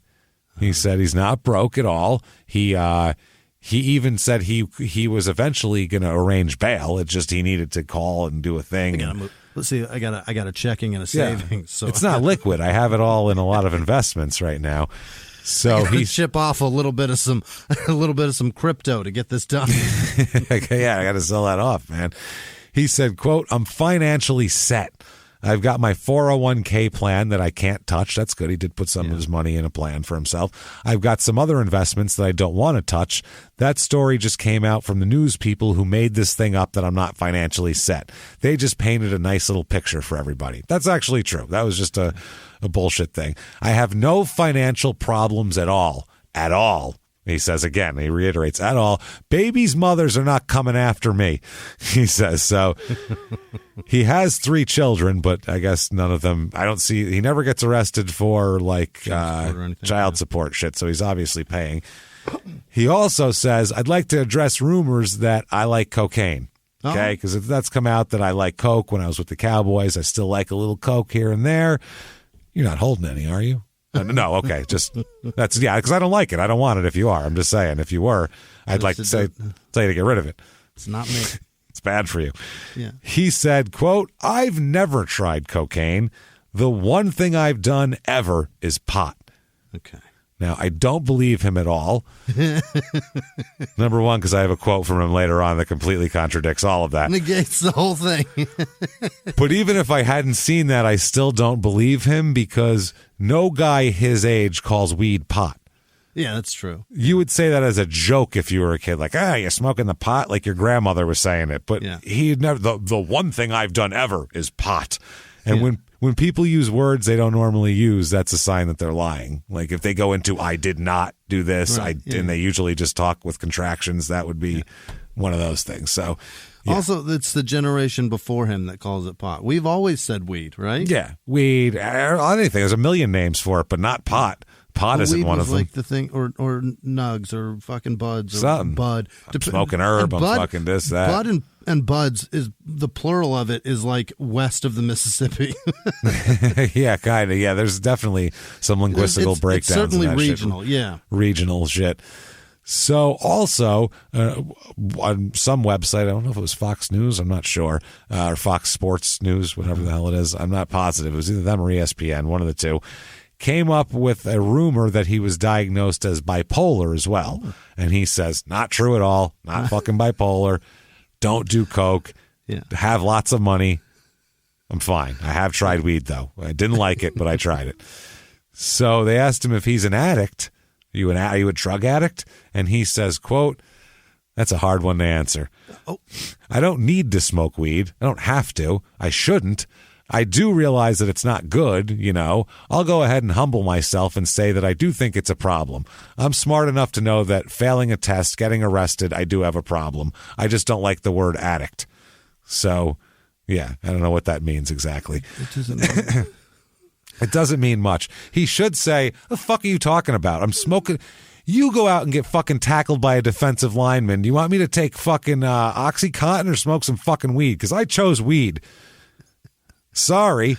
Shit hurts. How about that? A lot of pressure out there. Yeah, but what he's doing is the diplomatic, I realize this shit's illegal, that thing. Yeah, it's fucked up. It sucks that he had to say it like that, but because nowadays it would just be like, he'd go, I'm smoking weed. Fuck yeah. Shit helps me. Got a problem with that, bitch? Yeah, that's what he would say. Fucking, and it would be fine. I feel better. It helps my legs out, and my knees don't hurt as bad. There's a man spinning a sign about it right there. I mean, are we really going to split hairs at this point? It's ridiculous now. It's everywhere, goddammit. There's tourism based around it. Yeah, people literally go to Oregon and Colorado because of it. And 15 other fucking states now. Right, the same shit. He also says that because of things said in the league about him by the Cowboys, that he's been blackballed by the NFL. Blackballed. Not that he has like a 54% completion percentage career-wise. That's not what it is. Put aside the fact that I'm barely good at this. Yeah, that I'm really middling at this shit here. He says, but he's been blackballed, and that's how it is. So he ends up working at a high school here, okay? Now, how the fuck did that happen, okay? This is the weird part. This is where shit gets weird. It's to help him out with life, basically. The guy who bailed him out, that guy there, the cameraman who gave him a ride home, is a deacon at the Concord Missionary Baptist Church, this cameraman. He gave Carter a ride home and also then introduced him to the church's pastor. All right? Now, the pastor passed Quincy's name on to the head of a company called Vision Regeneration, which the pastor says the church is about rebuilding lives regardless of who you are. So Quincy ends up going to work for this Vision Regeneration. That's how he ended up here. Right, but cameraman to pastor to this. But he doesn't need rebuilding because he's financially fine. Well, this isn't about money. He says, I only make a small fraction of what I made. In 2004, he made $455,000. And he says, a little piece of that, that's it. Now, the Vision Regeneration executive who hired him said, Carter has done more harm to himself than he's done to anybody else. That'll change, but for now, our goal is to say, bro, let's not inflict any more pain on yourself. Fair enough. So they said he's at South Dallas High School most times there now. That's where he spends his time working. He is a hall monitor at the high school. Well, doing great. Reserved as a volunteer job for an 8th grader? I mean, yeah, or like something for like a kid's grandmother who needs to get out of the house or something. That's all the hall monitors were old ladies in my school. They were like, really? 65-year-old ladies. Yeah, they were tough old ladies. You could call that as security guards at my school, and they were just old retired people. They were old. Wow. We had we had security. Did you have security jobs? Yeah, we had security. But my school though, like Big Pun was your security guard. People like that, like big guys. There was always police there too because we had a lot of stabbings and shit. So we had there was a couple of stabbings. There was one at a football game, and the first day of school, that kid almost died with the 2 steak knives. He stabbed the fucking other kid up right outside the guidance office. So they were a little edgy about shit. So yeah, we had. He double steak knifed him. Oh, he double steak knifed the fuck out of him. Yeah, it was really weird. It's crazy. Kid almost died. It was a shame. Yeah, I believe it. Yeah, he got stabbed in the neck a bunch of times. It wasn't good. It'll do it. Yeah. It's bleeding out everywhere. So, they said, he'll ask people, where's your pass and shit like that. And they're like, are you Quincy fucking Carter? Didn't you play for the Cowboys? I think I saw you yelling on Thanksgiving Day at Bill Parcells. Was it Bill? No. Was it Jerry Jones? Jerry Jones? We were all watching that. So they call him, with Vision, a mentor in training. That's what he is now. He's a mentor in training. James Madison High School's football coach introduced him to their team, and he said, quote, I introduced him yesterday to our freshman quarterback, and he was just in awe. Quincy's like, wow, you're a good quarterback. I'm in awe. Only kidding. Sorry. Quincy was stunned. He was stunned. Quincy got his autograph and everything. He thought it was great. He got a picture together. Got one of his jerseys. So he said he shook his hand and said, man, I ain't never washing that hand again, the kid told him. Wow. To have that kind of impact is great. So there we go. He says I want that all of those quotes to be from Quincy. That would have been the greatest thing ever. I'm never washing that hand again. I couldn't help it. I just couldn't help it. I shook hands with a 14-year-old. He's a freshman quarterback. Never washing it again, man. Absolutely not here. So this company, apparently, this is a nonprofit organization, this Vision Regeneration. They get funds from the National Center for Neighborhood Enterprise, and it supplies salaried mentors for some of the at-risk students in some of the dangerous schools there. They said that people credit them with turning Madison High School there, from one of the most dangerous schools to one where test scores drove up and there's way less violence and shit like that. So they try to do this with people who they're also trying to rebuild, like a Quincy Carter, trying to help him do that thing. The assistant principal said, first of all, the kids are in awe. Why is he here? How long is he going to be here? Well, why is he here? Again, what the fuck are you doing here, Quincy? Shouldn't you have better shit to do? You're not even 30 yet. Get it together. Yeah, you're still in your 20s. Fuck is wrong with you, bro? You're barely older than us. Yeah, this is too weird. You're like older brother age. You're not like, this is fucked up, man. A couple of us have brothers your age. They went to school with you in Georgia. Remember? He said, the kids are in awe. How long is he going to be here? They're not used to having someone of his stature on our campus working. And then some of them were like, why are you not playing football? Another good question. There's a good question. And those are the kinds of questions he's going to have to answer. That's a big part of what he's doing here. He said he's getting just as much as he's giving. Oh. I'm getting just as much out of this. He said, I was just saying the other day, man, these kids, they are feeding life into me. That sounds disgusting, but it does. That's fine. He says that he does want to play football again. He's contemplating another run. He's going to make a comeback here. He said, quote, I don't know where God will lead me. I'm just ready to ride his way instead of mine. I've never seen anybody fail when they put their whole heart into God, but I've seen people fail when they only go to rehab. You haven't? You haven't, huh? Whole heart. Well, if they fail, then that's just proof they weren't putting their whole heart into God. So it's one of those where you can just, well, obviously then you weren't, because otherwise that wouldn't happen. Fucking ridiculous. So will he ever play again? What do you think here? He says that he's considering it. Quote, I've been at a standstill the last 2 years, seeing if I could get back into the league. What league is that? Not the NFL. You mean Canada, homie? Because I don't think the NFL is happening anymore. You didn't show, if you were really good and then left, you could play again, but I don't know. He said, I have no, this is a friend of his here. He says, I have no idea how it will come out. We all want Quincy back to live in a quality, positive life. I just want to see him smiling again. So he does smile when he is signed by the Arena Football 2. The fuck was that? What? There was like a B league to that. I don't know. Are you serious? I guess it's the AF2 is the league here. He signs with the Bossier Shreveport Battle Wings.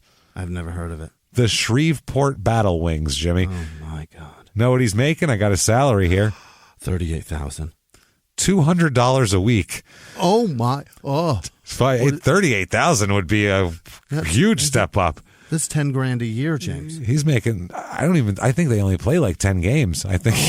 You're right. It's not making like 20 games. Like $2,000. $250 if they win, though. Everybody gets an extra $50. Hey guys, dinner's on me. There you go. Jesus Christ, he's making host money. Yeah, he's making weekend host money. That's for the weekend, not for one show, but you get hit more in football. You got to work 5 shows for that shit. Through the first 3 games of the season, he was the 3rd ranked passer in the league with a passer rating of 124.3, throwing for 18 touchdown passes, but then he missed a bunch of team meetings and is suspended indefinitely from the team. Doing great and just decided, no thanks. That is incredible. Yeah, that is crazy. One of the games he started against the Corpus Christi Sharks, he passed for a franchise record 8 touchdowns in their 81-35 win. Arena League is so stupid. That is the dumbest shit ever. 81 points. 81-35. The fuck out of here. So, the league's, he plays a 1-year contract and everything like that. And so then, after the season's over, I think he's going to stay in football shape and be going well. Apparently, part of that is figuring out how to get out of jail. It's a mental game because on October 12th, 2007, he gets arrested again.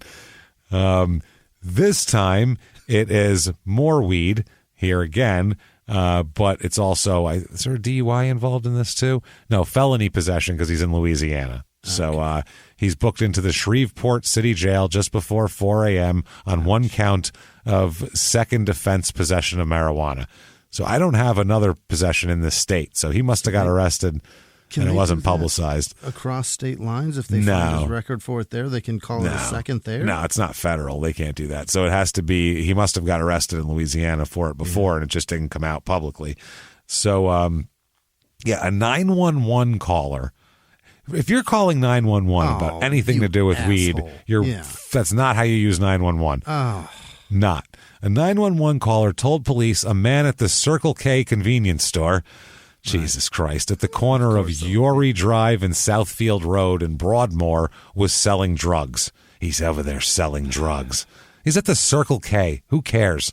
If you don't want any, stay out of that side of the parking lot. Leave what else alone. do you do at Circle K? You're not there for anything but drugs and a thirst buster. You got to buy drugs and buy a giant fucking soda that's coming through really gross, disgusting, unclean lines.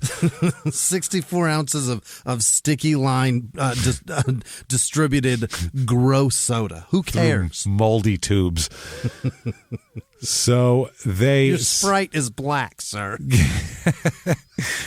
They stopped his car at 1:20 a.m., which matched the description of the car the caller gave. So they stopped his car. The responding officer said he smelled like alcohol and took him in to get tested up here for that. They found he wasn't drunk, but he had like an eighth on him. Big fucking deal. An eighth in his pocket. Jesus Christ. The former university, this is the police officer, said, quote, "We don't have any reason to believe he was selling drugs." So, he had 3 grams of weed. What are we talking about? Who's here? he selling that to? In one bag, too. I got an eighth for sale. I'm going to make my fucking mortgage this month now. That's disgusting. Some goddamn person called 911 because they saw him talking to someone because he's Quincy Carter and they know who he is probably. And then fucking next thing you know, he's a drug dealer. Poor bastard stupid. Probably paid for a fucking quarter, too. Yeah, that's the thing. That's fucking great. And he had the eighth to scam him. He's not in the NFL anymore. Oh, no. Paid for a quarter, got an eighth, and now he's pissed off, and now he's arrested. Now people are thinking he's the one because they thought he was selling weed. Right. They were telling on him. So the reaction of this is Battle Wings owner Dan Newman here, of the Battle Wings. "I'm saddened at the report of Quincy's arrest.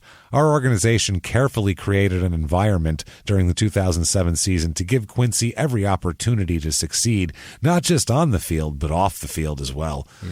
This guy sucks. Because of his NFL past and the story surrounding his leaving the NFL, we felt like he deserved the chance, like we all do, to live through our mistakes and bad choices and try again. There are a lot of people in the Shreveport community who opened their arms to Quincy Carter and gave him that opportunity. And I am eternally grateful for that. My prayers are with him as he deals with what occurs, and we only wish him the best. Hair turned a bright shade of silver during that statement of, we're not taking any response. We set up an environment to make him successful. He's that big of a jerk-off. He still fucked it up. He's still fucked up. We foster good decisions around here, not this guy.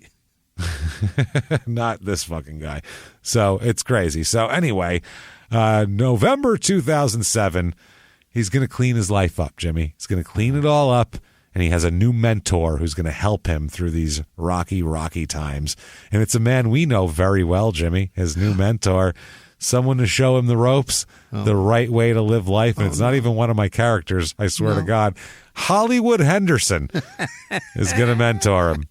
Now, Hollywood. If you don't remember Hollywood Henderson was a Cowboys player who figured out a way to shoot liquid cocaine up his nose during games in like a fucking sinus thing bottle, and also fucked a quadriplegic in the face in a wheelchair against her will, then went on to stop doing drugs and win the lottery not once, but twice. And his life is the craziest life anyone's ever led ever. And he's going to fix Quincy. Okay. Gonna fence him. He's like the DDP of the NFL. They're trying to make him here. He actually moved to Austin to live at Thomas's house and the whole deal. Like, yeah, he's gonna, like Jake the Snake, he's gonna live in his basement. So, but the team he was on releases him on his 30th birthday. So that's no good there. So he's released May 7th, 2008, though. he is signed by the Kansas City Brigade of the Arena Football League. Not the Chiefs, Jimmy. You were like, oh, wow. Look at this. Nope. I didn't know of any of this. Arena League. Yeah, it's the Arena League. But it's the Arena League 1 anyway. This isn't like some off-brand fucking league. He's going to play John Bon Jovi's team. This is a big deal. It's happening. He's 57% completion percentage for him here. 8 touchdowns, 4 picks in his season for there. Not terrible. No, he hasn't played in a while much. So they had 1 victory at the time they signed him, and they were hoping that he could do some shit for him. They called Herman Edwards, who was his coach in New York, to ask about him. Edwards, yeah. Herm, is he a good guy or what? Yeah. And he called him, quote, of good character. You can trust Quincy. Herm went on to break all kinds of NCAA rules with the he fucked everything up in like a year and a half. Herm's character is out the window too now. In the NFL, it's all hands on deck. Do whatever you have to do to win. And then college, it's like, you're not allowed to do this and that and this. And they're like, what are you talking about? Get out of here. It's not how you win. Herm's like, I'll tell you how to win. Because they've been winning. They've been doing all right. No shit. So 2008 also of this year, during the summer, he is invited to try out with the Miami Dolphins, actually. Oh, the no Miami kidding. Dolphins. Yeah, he's actually going to sign. I thought you were going to say Hurricanes. Yeah, I know you're going to say. Because he's still college age. Some Arena League fucking team or something. Yeah. No, with the Miami Dolphins, he gets a chance here. Gets a shot at it. Tony Sperano's the head coach, 2008. Okay. He's the head coach. Who the hell knows at this? They went through a lot. It might have been after the Jets he went there. Yeah. So they said he's evaluated him on his Arena League work, and he said maybe it could work. He said, we're just going to keep turning over, flipping over stones, and bringing in lots of people. He said Quincy's there to have a workout. He said it probably won't change for 2 or 3 years. Quincy's here, and we'll have a workout with Quincy. It was Josh McCown, Chad Henne, and John Beck. Okay. Henne was a rookie that year. Yeah. He said, I'm pleased with the quarterbacks, and I think the competition is really good. It just means we have to make sure we're doing our due diligence on what's available. So he gets in there, doesn't make the team, or even training camp. They dismiss him after his workout. He's done. Also, October 2008, the Kansas City team, they release him as well. The Kansas City non-Chiefs release him as well. So that happens. December 10th, 2008, the Rio Grande Valley Dorados, however you want to say it, they announced that they signed Quincy Carter to be their quarterback. This is an AF2 league.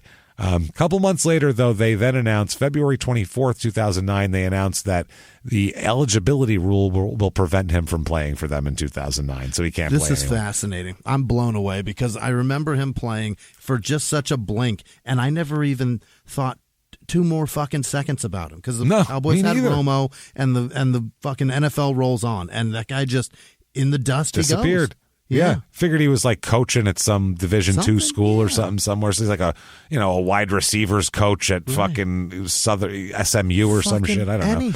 Anything. So 3 days after they announced that he can't play, 3 days later, February 27, 2009, he is arrested again. So they would have released him anyway. So it doesn't matter.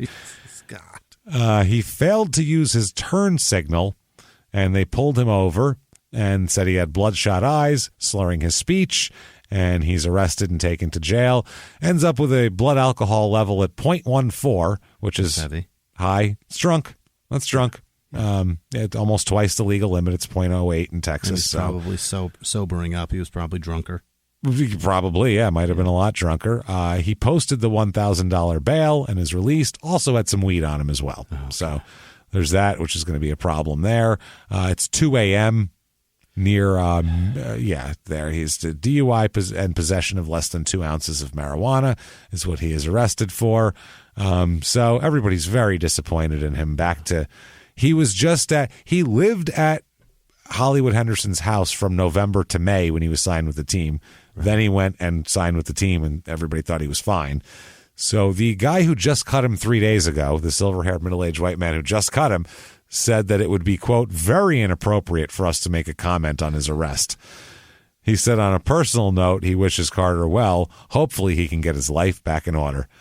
they all say. And at this point, I think that when the alcohol content of their blood comes out, it should be okay now for these teams to just say, no sympathy for a DUI. Don't give a fuck. Yeah, he drank too much and drove home. That was dumb. Right. Get an Uber, stupid. Or get a taxi at that point in time. At 2 a.m., if you've been drinking and you're on the road, I have zero sympathy for, at any time, really, but at 2 a.m. specifically, because if you're driving and you make a mistake and get pulled over, you're getting a DUI. You're the only person on the fucking road. Right. You know what's going on. You're not blending in anyway. Yeah. Right. The cops know that people out tonight driving are probably drinking.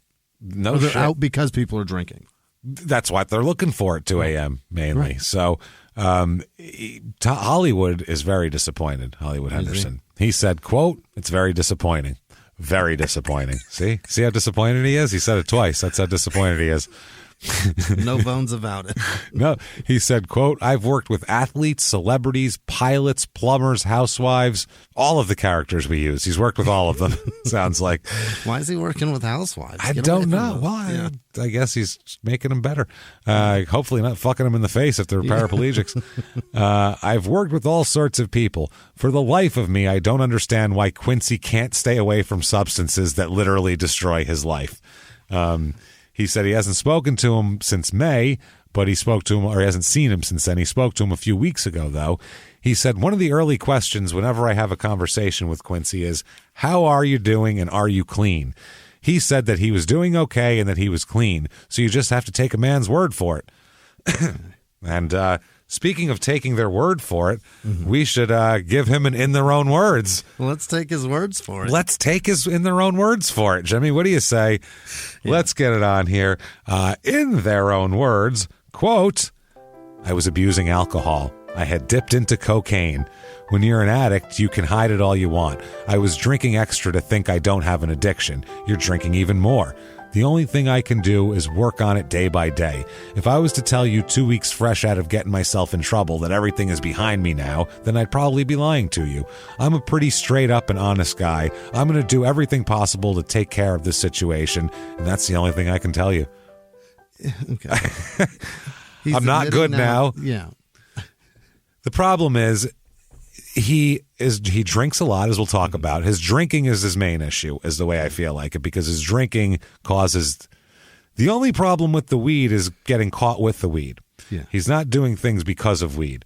Right. We'll talk about it. He has done and will do things because of alcohol and probably coke as well mixed into that. But he uses the weed as like a buffer because he feels like that's the least bad of those. So he says like, yeah, I do weed all the time. That's my problem. It's too much weed. Meanwhile, he's snorting a line and fucking drinking a bottle. Right. Because so he feels shame about the other ones, whereas weed isn't. There's no shame in that. There's no shame for him in that. He doesn't feel the shame. Right. Yeah. As a guy that's from Georgia, there's no shame in smoking weed. You know what I mean? That's a very common thing. But doing grew up when we grew up. Fuck it. Right. Weed's great. Well, we don't care. There is shame in an alcoholic and a cokehead. There's no shame in a pothead. I feel like that's how he feels. It's similar to how a lot of people are. It's just you're. It's like when a murderer in an interrogation's like, well, I didn't actually kill the person, but I did. I helped move the body though there, but the person actually murdered someone. It's like or I'm hiding that part, but I'm putting the part out that I think isn't as bad. It's the part where a guy in an interrogation says, "Yeah, I murdered them, but I did not rape them." It's that. I did not rape them. Because in jail, that wasn't a there's contraction. Honor amongst murderers. There's no honor amongst fucking rapists. Well, also, you can get the way they interrogate you is that, that escape thing where you go, well, I mean, shit, I can understand why you'd kill her. Christ, if somebody's yelling at me like that, slapping, I saw she must have scratched you a couple. Of course you hit her. And then obviously she fell down in her head. I get it. That happens. People do that with kids. They go, I hit my kids all the time. Detectives will tell them, not your fault that the kid's clumsy. There's literally, that's what they tell these people to make them feel like they can admit to it. But it's hard to say with rape. It's hard to be like, I mean, sometimes you just got to take that pussy, right? And then have the guy think that you're serious while your badge is on your belt, It's I don't see how I could never sell that though, because of course I've smacked my kid or whatever. I don't beat my children. So it would be really hard to try to equate like beating a child with an object versus like smacking their hand. Don't touch that. Very it's different. Not done yet. You know what I mean? A little on different side. So right after this, he is signed by a team, Jimmy. Oh? By a team, the Abilene Rough Riders. Okay. Yeah, in Abilene, Texas, part of the IFL, which is the Intense Football League. It's not international. No, it's intense. That sounds like they fuck each other. The Intense Football League. Losing team gets fucked, everybody. Winning team gets an extra $50. Losing team gets fucked. That's how it works. The XFL was a piece of shit, and this is a knockoff of that. Pretty much, yeah. A professional indoor football league that began in 2004. Main focus was in Texas, but they also put their first professional football team in Alaska as well. Wow. They did that. It folded into something else that we'll talk about. Quickly, I have to go over all the teams that have ever played in the Intense Football League. Because you know they have dumb shit names. Yeah. All of them. The Alaska Wild, that's the least stupid. Amarillo Dusters, that's just honest. The Centex Barracudas, Central Texas, I assume. Okay. Corpus Christi Hammerheads, the El Paso Rumble, the Fairbanks Grizzlies, the Frisco Thunder, the Katy Rough Riders, Katy, Texas, the Laredo Lobos, the Louisiana Swashbucklers, oh boy, the Lubbock Lone Stars, the Odessa Roughnecks, and the San Angelo Stampede Express are their all-time teams. So they're so cowboy-oriented. Yeah, it's all Texas shit. They ended up merging with the United Indoor Football League to form the Indoor Football League, the IFL. So that's what ended up happening. Either way, he's cut by the Rough Riders after this happens. May 12th, 2009, he's arrested in Abilene. Oh, God damn it, Quincy. So they cut him. He's arrested on a probation violation warrant. It's just a warrant he had for violating his first probation with the drunken drive. He had the violation arose from the drunken driving that he got while he was on probation. Okay. So they arrested him for that. There was a warrant. July 2009, another arrest warrant is issued for Quincy. For? Young Quinceañera, please, my friend. He failed to appear in a Hidalgo County State District Court in Edinburgh for 2 hearings on a marijuana possession and drunken driving charges. He's arrested in Mission shortly after a deal for him to play for the Rio Grande Valley Dorados fell apart because they tried to go back there again. His attorney tells the Monitor, that's the paper here, that Carter may not have known about the court dates because he hadn't spoken to him in a couple of weeks. So he's arrested for that. That sounds like could be a misunderstanding. Yeah. Understandable. At best, it happens. Yeah. Court dates, you're in different states. Oh, I thought that was in Shreveport. But then May of 2010, he is accused of making terroristic threats to a Duluth woman. Oh, boy.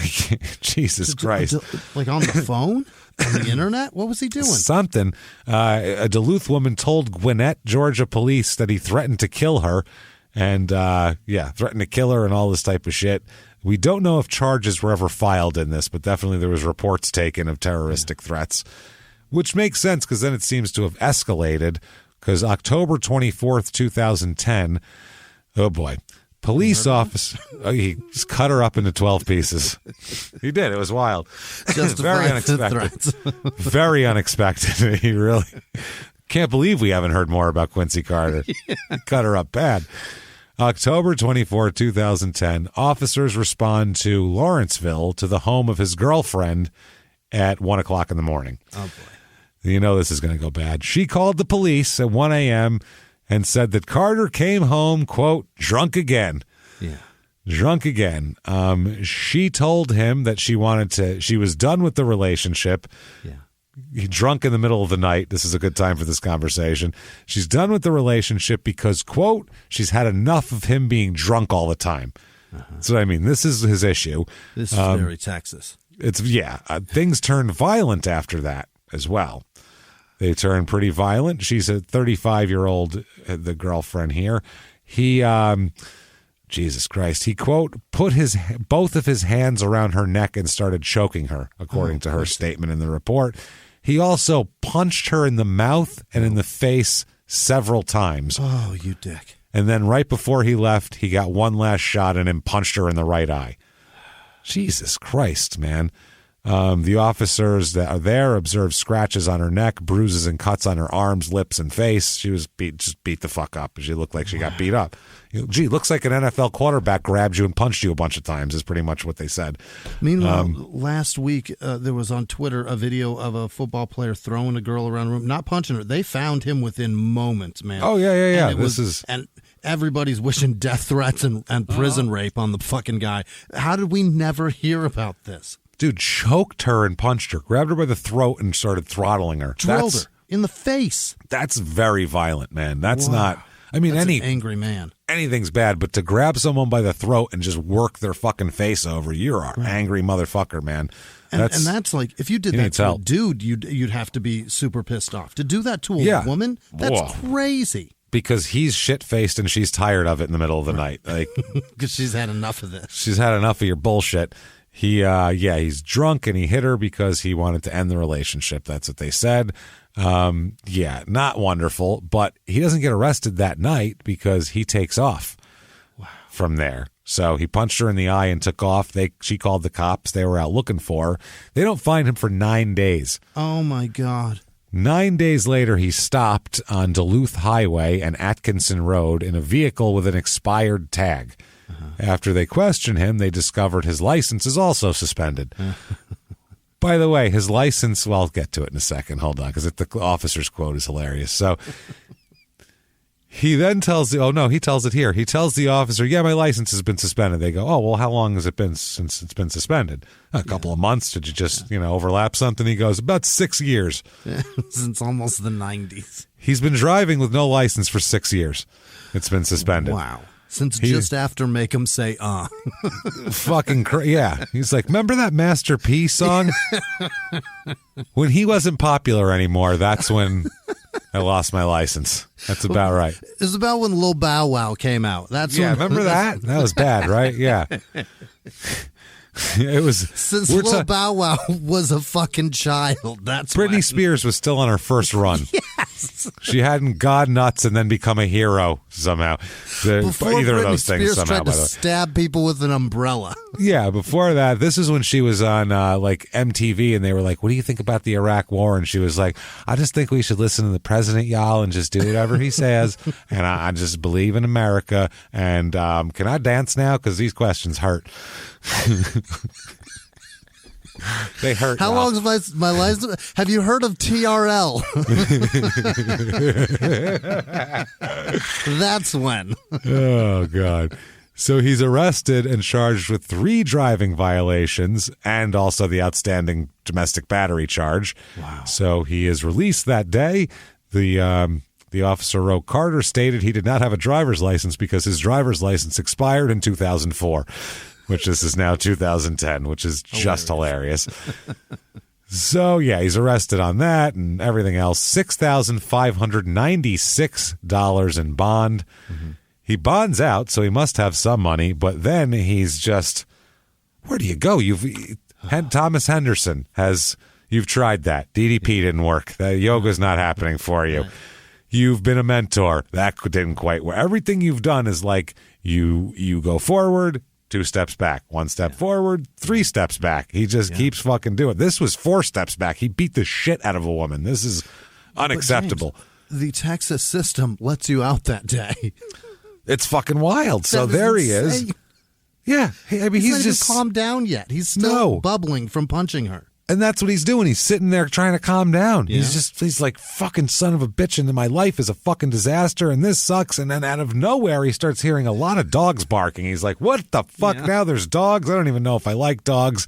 And don't worry, it's not the dogs aren't for him, but there is a person there for him. It's Bobby Colorado, animal trainer from Fredericksburg, Texas. And he says...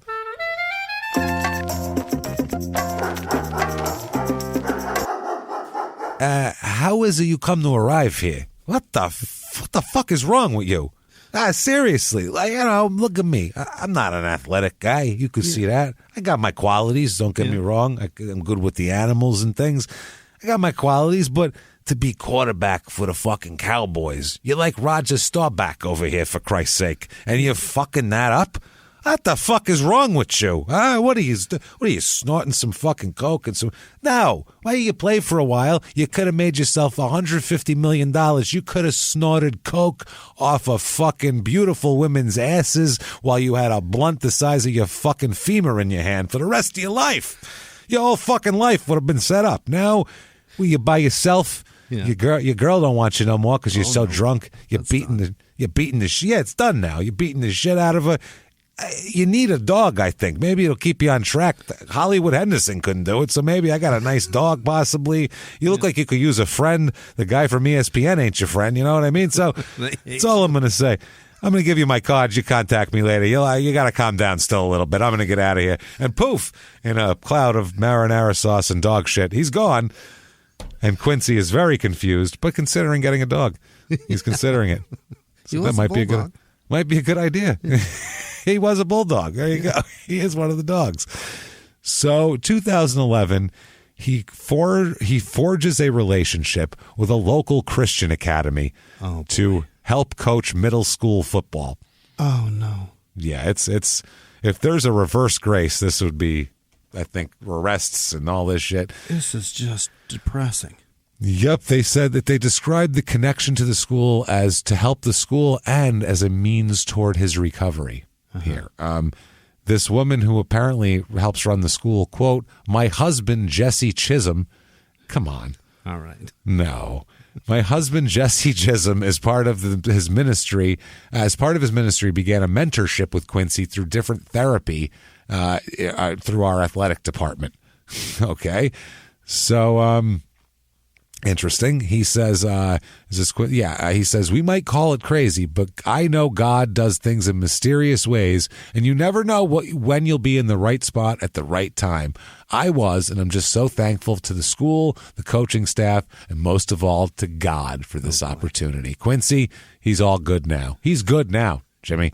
God is on his side. So, then she said, quote, over the summer, he just seemed to keep going down, so we involved him less and less. That's the woman who helped run the program. So upon learning about that arrest, they cut ties with him immediately, and they said, quote, we are praying for him.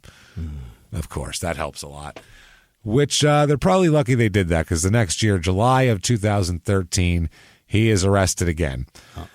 Again for family violence, simple battery this time. Jesus.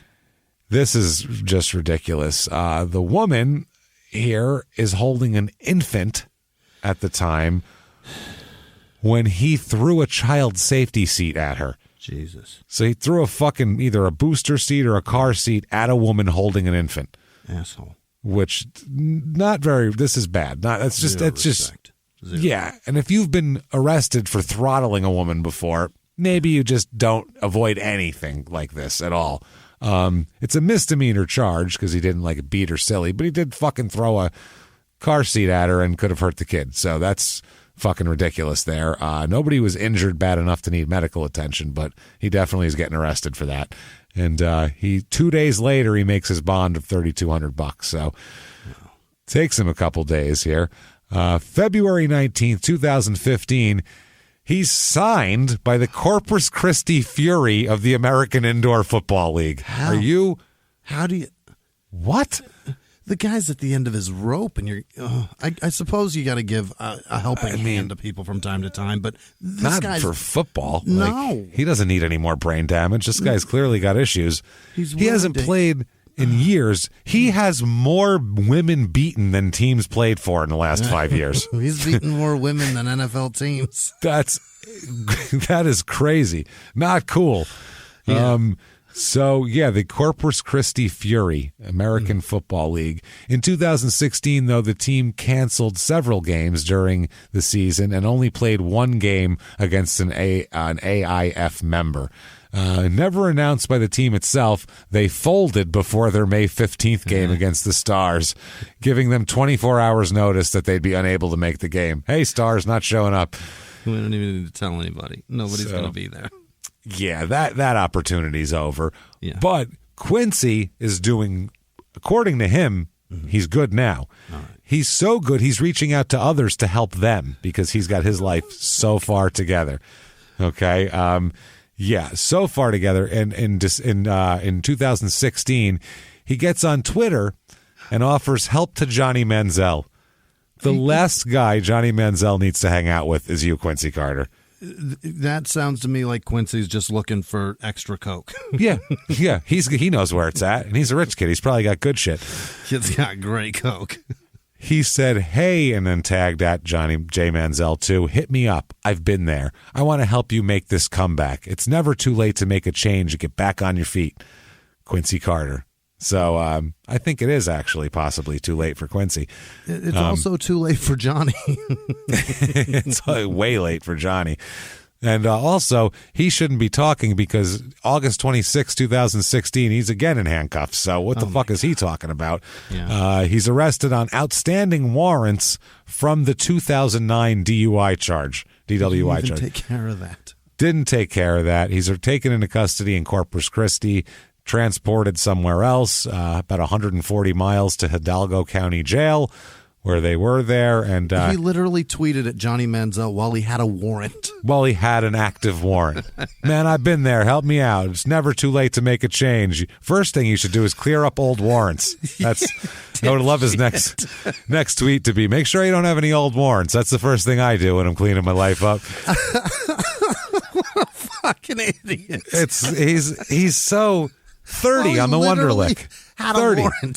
Smarter than you, Jimmy. How does that make you feel? This man's smarter than you. Does that make you upset? Unbelievable. This is not fair, right? Fucking ridiculous. Problem-solving skills are so much better than mine, yet he does not use them. Yet his whole life is a problem. How does that work?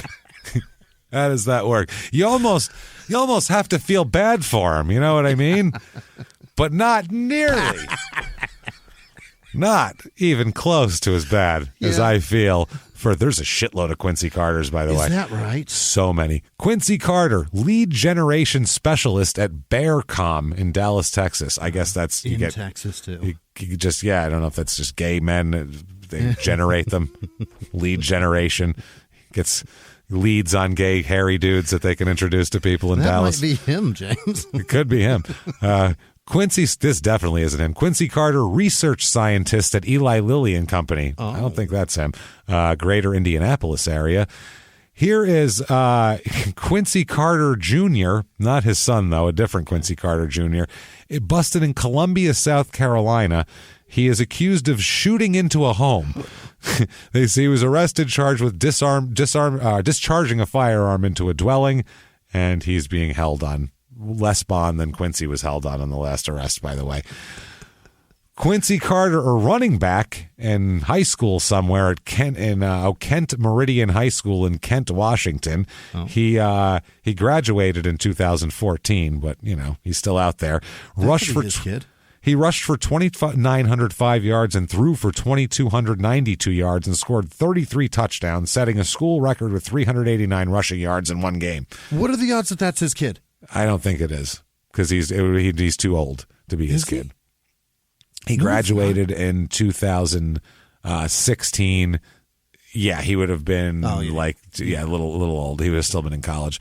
And then finally, Quincy Carter. Oh, there's two more. Quincy Carter, a freshman in what goddamn college is this? I don't know what college this is.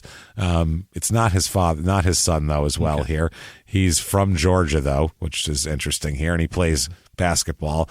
Then finally, another Quincy Carter. Quincy Carter here. He plays. He's from Decatur, Georgia. Okay. His whole deal here. I don't know. It could be him. He kind of looks like him in the face. This could be his son. I'm not positive, but it's positive there. There are so many Quincy Carters with like murder charges. It's crazy. Really? I found like 4 different. There's one in Kansas that is bonkers. Like this about this guy named Quincy Carter who fucking. Is it a small town? No, I don't think it is. It's a crazy day though, man. I read this case and I was like, please let this be our guy, just so we could talk about it. But it's not. That's fine though. So 2020 comes along. Yeah. And he says, quote, I went to rehab about 7 months ago. It ain't an easy task, but the only way to beat it is to wholeheartedly surrender. It's sad to say I'm 42 and learning how to live again, but this is where I'm at. So once he passes 9 months of sobriety, he says he's hoping to find a job. He does pass that, and he says he's hoping to find a job as a high school football coach here. Ends up seeing one of his kids at this point for the first time. Hilarious. Meets his kid. You want to see a picture? The cutest shit. Look at this. Got a picture of his cute-ass little kid in there. Oh, shit. Look at that bow in her hair. Yeah, cute as fuck, right? Hell yeah. He says, quote, God is so good. This is a tweet. Seeing my 10-year-old Sadie for the first time was only God. Addiction drove me to places I never imagined it would, but after surrendering to God, things I never imagined would happen happened. Thank you, God, for blessing me with another wonderful child and spirit. That was February 9th, 2020. So he says, quote, I was reaching and grabbing straws now. I was reaching and grabbing straws now for anything that would make me feel better. I realized I had ruined my life and great career with drugs and alcohol, and not the man above, and not with the man above to restore me. Okay. Hold on. He said he ruined a great career. Yeah.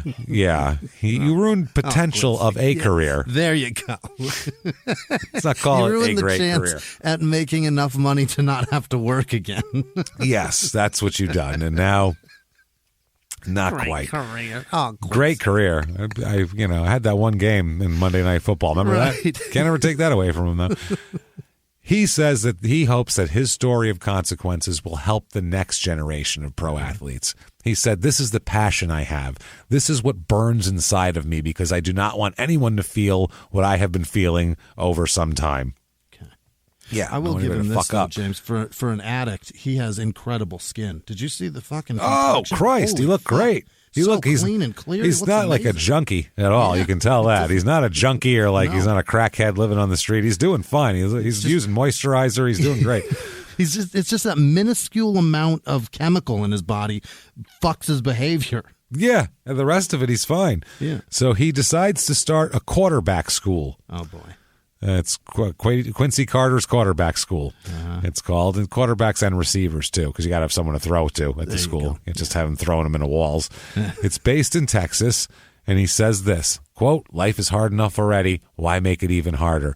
You do not want these roads that I've traveled down to get back to where I am right now, to pick my face up off the ground. Just do it the easy way, man. Life's going to give you ups and downs anyway. Don't make it harder. That's what he said he tells the kids. As of July 2021, he had a camp going on that it's like a 2-hour camp for each different age. The cost of the camp, $50. Not bad. That's fair for a day if he's going to teach them some decent skills. He said, one thing I tell these kids at these camps is that everyone's going to be teaching you different things. Everything might not work out for you, and your body and abilities might not be there for you to do that, but you have to put something in that toolbox and make some tools along the way with you on every stop in your journey. That makes very double talky. I don't know what he's talking about. I would pay $50 to hear exactly what he said to Jerry Jones. Yeah, I would love that. What did you say? Exact words. He screamed it, and Jerry Jones said, "What? The fuck are you talking? I don't understand what you're saying." Tony, you're in. You're in. Then he said, quote, I've got the blueprint of how you can make it and be successful. Okay, just didn't use it. And then I got the blueprint of how you can destroy a career and how quickly you can do that by implementing some bad habits in your life.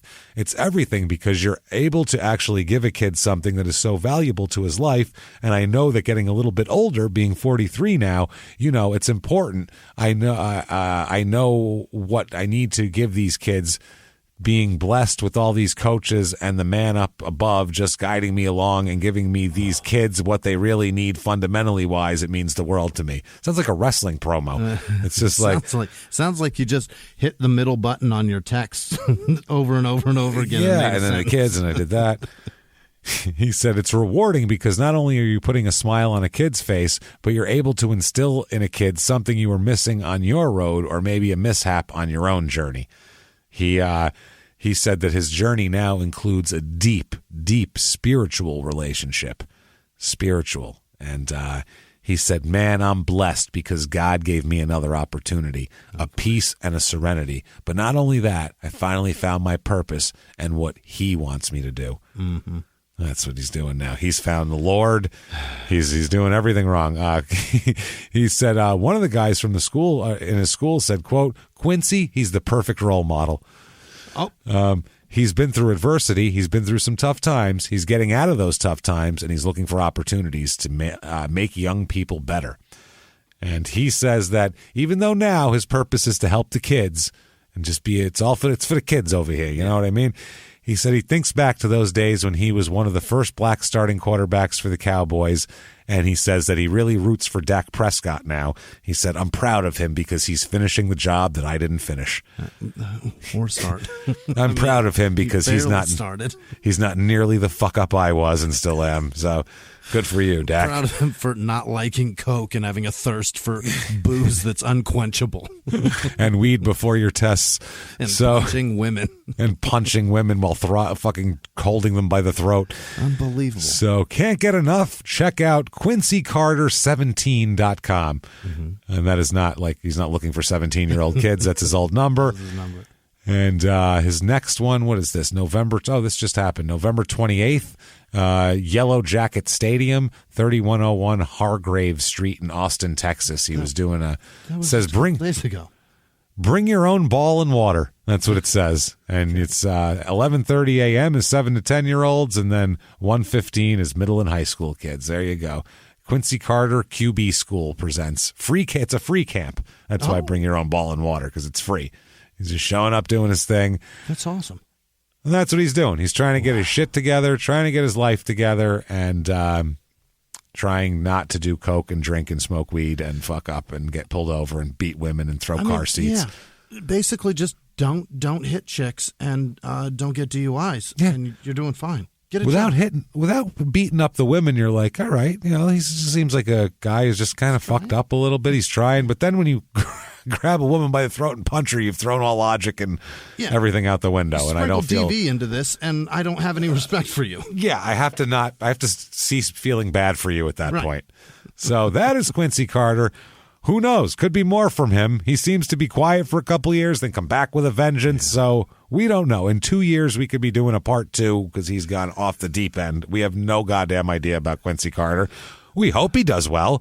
I hope he's not fucking. I hope he doesn't continue to do bad. It doesn't seem like he's a, he's not inherently bad. I think an inherently bad person. Bad. Yeah. He needs to. He's one of these people that can't have fun. He needs to chill the fuck out and go home at 5 o'clock. And like Jesus is good for him. I think. Yeah. It keeps him away from booze, maybe, and so good for him or whatever the fuck he's into. I don't care. Enjoy Quincy Carter. That said, thank you, everybody, for hearing Quincy Carter. Mm-hmm. If you enjoyed hearing about Quincy Carter or any of the episodes in the past and you haven't done it yet, get on whatever app you're listening on, iTunes, or Stitcher, Spotify, whatever the fuck it is. Give us as many stars as you possibly can, not as you want to, as is possible on the app. Then say some nice shit. It's not for our egos. It just helps drive us up the charts. And, it's good to make it in the business end. We do all this. It's a business. You do that. You got to do a little business. You do your business. We do our business. Get it done. So thank you for doing that. Also, head over to shutupandgivememurder.com right now for all of your tickets for upcoming shows. Yep. This weekend, we are in Boston at the Wilbur Theater, all sold out. We're in Brooklyn. I think it's sold out. I don't fucking know. Keep checking. Yeah. Give it a run. Check on that. Make sure you check on the location, the venue. Mm-hmm. The venue has changed, not because we wanted to, not because we're like, ooh, we're going to move the thing. The venue closed since we booked this 2 fucking years ago. It no longer exists. Sell tickets and then go to a different venue and not tell you about it. Not tell, then have nobody there. We don't have to do the show. That would be awesome. No, we don't know what the old venue, it might be a giant jazzercise arena at this point. We have no fucking idea what they're doing in there. They could have Eyes Wide Shut orgies every night in there for all we know. We don't want to interrupt that if that's the case. So we have a different venue, and check that out. Do all of that. Shutupandgivememurder.com right now. Get your tickets. Seattle in December. There's some tickets available for that. Check them out. See where we are and get your tickets right now. Also, you can get your merch on there and everything like that. If you haven't listened to Small Town Murder, if you've put it off or you haven't heard it in a while, you got to go back to it. We've had the craziest shit you want to ever fucking hear about going on in the last few episodes. I'm telling you. You want to know about Sammy Dingus Jr.? Find out. I'm telling you right now. Want to know about Alfred Dingus from Dingus County? We'll tell you about it. It's a lot of crazy shit there. So check out Small Town Murder. Do all of that. Also follow us on social media. We are at Crime and Sports on Twitter and Facebook, at Small Town Murder on Instagram. And you can do that. You can email us. We are at crimeandsports@gmail.com. Speaking of that, Patreon. My goodness, we have some excellent Patreon for you. And like we always do, we throw down on Patreon. Our Patreon is no bullshit. These are funny-ass episodes. Yeah. They are. And this week is no different. You're going to get like 4 episodes a month from both shows because 2 each. And anybody $5 or above, you get access to every damn thing we put out bonus-wise. Absolutely. And this week, no disappointment, for Crime and Sports episode, which you'll get, of course, we are going to talk about sports superstitions. Crazy shit over time. People that, eat a certain thing only, or people that have like pieces of an elephant wrapped around their wrist while they box. People spitting in their shoes, like in front of people. In hats. So many weird fucking superstitions. Check that out. And then for Small Town Murders, which you'll obviously have access to, and have access to the entire back catalog. There's so many bonus episodes back catalog right now. We did NXIVM. We talked about the NXIVM cult, where LuLaRoe turned into Jonestown somehow. This is a multi-level marketing scheme that got kind of busted, so they started another Scientology-like thing that then turned into a weird Jonestown-y sex slave ring that was fucking creepy as shit. Super weird. Given they were taken off. They were taken off. Yes, they ripped right off. So well, because they were poor quality, those late LuLaRoe leggings, as we know from another bonus episode on multi-level marketing. So check that out. Crazy stuff. We go really over NXIVM and how it started, and kind of concentrate on what a jerk off Keith Raniere is. We kind of treat it like a Crime and Sports episode where he's the subject. Yeah, that's how we treat it, really. He's the asshole. So check that out. That is patreon.com/Crime and Sports. And in addition to all of the wonderful bonus stuff you're going to get, you're also going to get a shout out because, God damn it, we appreciate you, don't we? Yeah, that's right. So you're going to do that. And also, if you want to just get that shout out as well, with good karma attached to you, you can go to PayPal and use our email address, crimeandsports@gmail.com. That said, damn it, Jimmy, I think it's time. I need to hear the names of the people who would never, ever, ever throw a car seat at us while we were holding an infant. Jimmy, hit me with them now. This week's executive producers are Liz Vasquez. Thank you so much, Liz, for the entire year of... Yes, you're so sweet nice to see you as well. Thank you. Pleasure, yes. Yes, definitely. Mary Zakharowski, Frank the South African Birdwatcher, Kylie Gallagher is a real asshole. I don't know if you know that, James, but she is. I do now. Jordan Bennett, Donette Perry in Texas. Thank you, Donette. I hope we get to see you soon. Oh, you know what? She's coming to OKC, and she wanted us to know that she's driving all the way from Texas because we canceled the Dallas show for not our fault reasons, and can't wait to see you, Donette. Again, things like that quickly. If that got rescheduled, it didn't line up with anything else. Maybe we weren't available on a weekend. Everybody on Earth was rescheduling. Sorry, continue. Go. Yeah. Sorry. Sarah George Waterfield, Marie Cephas. I think Cephas. Look, I'm not Thank brilliant. You. Thank you, Cephas. You know I'm dumb. Other producers this week also are Jeff Shrewsbury, Peyton Meadows, Corporal Carl Kirchner tried 99 bananas, James, and he says it's disgusting. I guess so. Like we said. Brianne Bailey put her pup Lily down. I'm very, very sorry, Brianne. Hang in there. The rest of this is happy news. James Martyr, happy hour rode through Eloy, Arizona. The poor bastard. Sorry about that. Don't judge the rest of Arizona. Just as sad. Wouldn't you rather put your pup down happy hour? Yeah, I think so. Than be in Eloy? Yeah, I think so. Any day of the week. That's what it should say on their welcome sign. Wouldn't you rather put your pup down? Better than putting your pup down. Eloy. Reagan Shalkley also. Thank you, Reagan. Good to see you again. Yeah. Jennifer Visconti screamed, shut up and give me murder in a hospital. That's beautiful. Pretty fascinating. Tara, Carl, and Elliot. Tim Gostiny. I don't know. Borat, not sure. I'm not sure what that is either. Samantha Quigley's sacrificial cup of coffee donated to us. Thank you, Samantha. Cool. Thank Barbara you. Binns is driving to OKC. That's who's driving to OKC. Maybe Donette is too. I'm not sure. Sorry, we said it's either 1 cup of coffee or 4 episodes. Right. That's what we said. So thank you. That. Good choice. Good choice. Haystacks Calhoun, James. You know who that is? He's a wrestler. Yeah, absolutely. What about the Grand Wizard of Wrestling? Grand Wizard was a manager. Absolutely. Hilarious. Gary Friedman is certainly showing his age. Happy birthday, These are all Sylvia. before my time. Matthew Hullum is a double winner, James. Happy birthday. I'm a double winner. Hayden Tronis, I think. Trones. Happy birthday, buddy. Travis Tessier, happy birthday. Tessier? I'm not sure. Resin by Bree. Anthony Modica is a mailman who listens. Swamp Queen Creations on Etsy. Swamp Queen. Zachary Thibault? I don't know. Tiabu. That's a tough one. Christy Iani, Kit with no last name, Lee Diodorio, oh boy, Jeanette Stallcup, Elizabeth East, Alan James Corey, Ashley Fahey, Jesse Barr, Dave Staples, Maddie Ray, Cassandra Eich, Izzy Olson, Hillary with no last name, Amanda Lynn, Kristen with no last name, Trish Hawking, Jennifer Montagna, Roxanne Tromley, what is this? No Tom is fit too. Adam McKinnon, A.K. Nobby, I think. A. Nobby? I don't know. Emily Eichstead, Amabo with no last name. Richard Dyer, Yvette Gaylor, Andrea Hinsberger, Casey Robertson, Lee Zumalin, what? Alyssa like Compton. You expect to recognize it. What? I've never heard that before. Victoria Kroll, Brandon Haynes, Paul with no last name, Nora Hubert, Rhett with no last name, Mike Stepanek, Christine Purvis, Carl with no last name, Karen Marufo, oh boy, Alex Schlosser, Rebecca Jane Tidwell, Jimmy Whisman's hair, that's where it went, Kara Teal, Samuel Milbauer, Bryce with no last name, Eric Koenig, Matt Koenig, that's Koenig, right? I don't know. Mary, what do we know?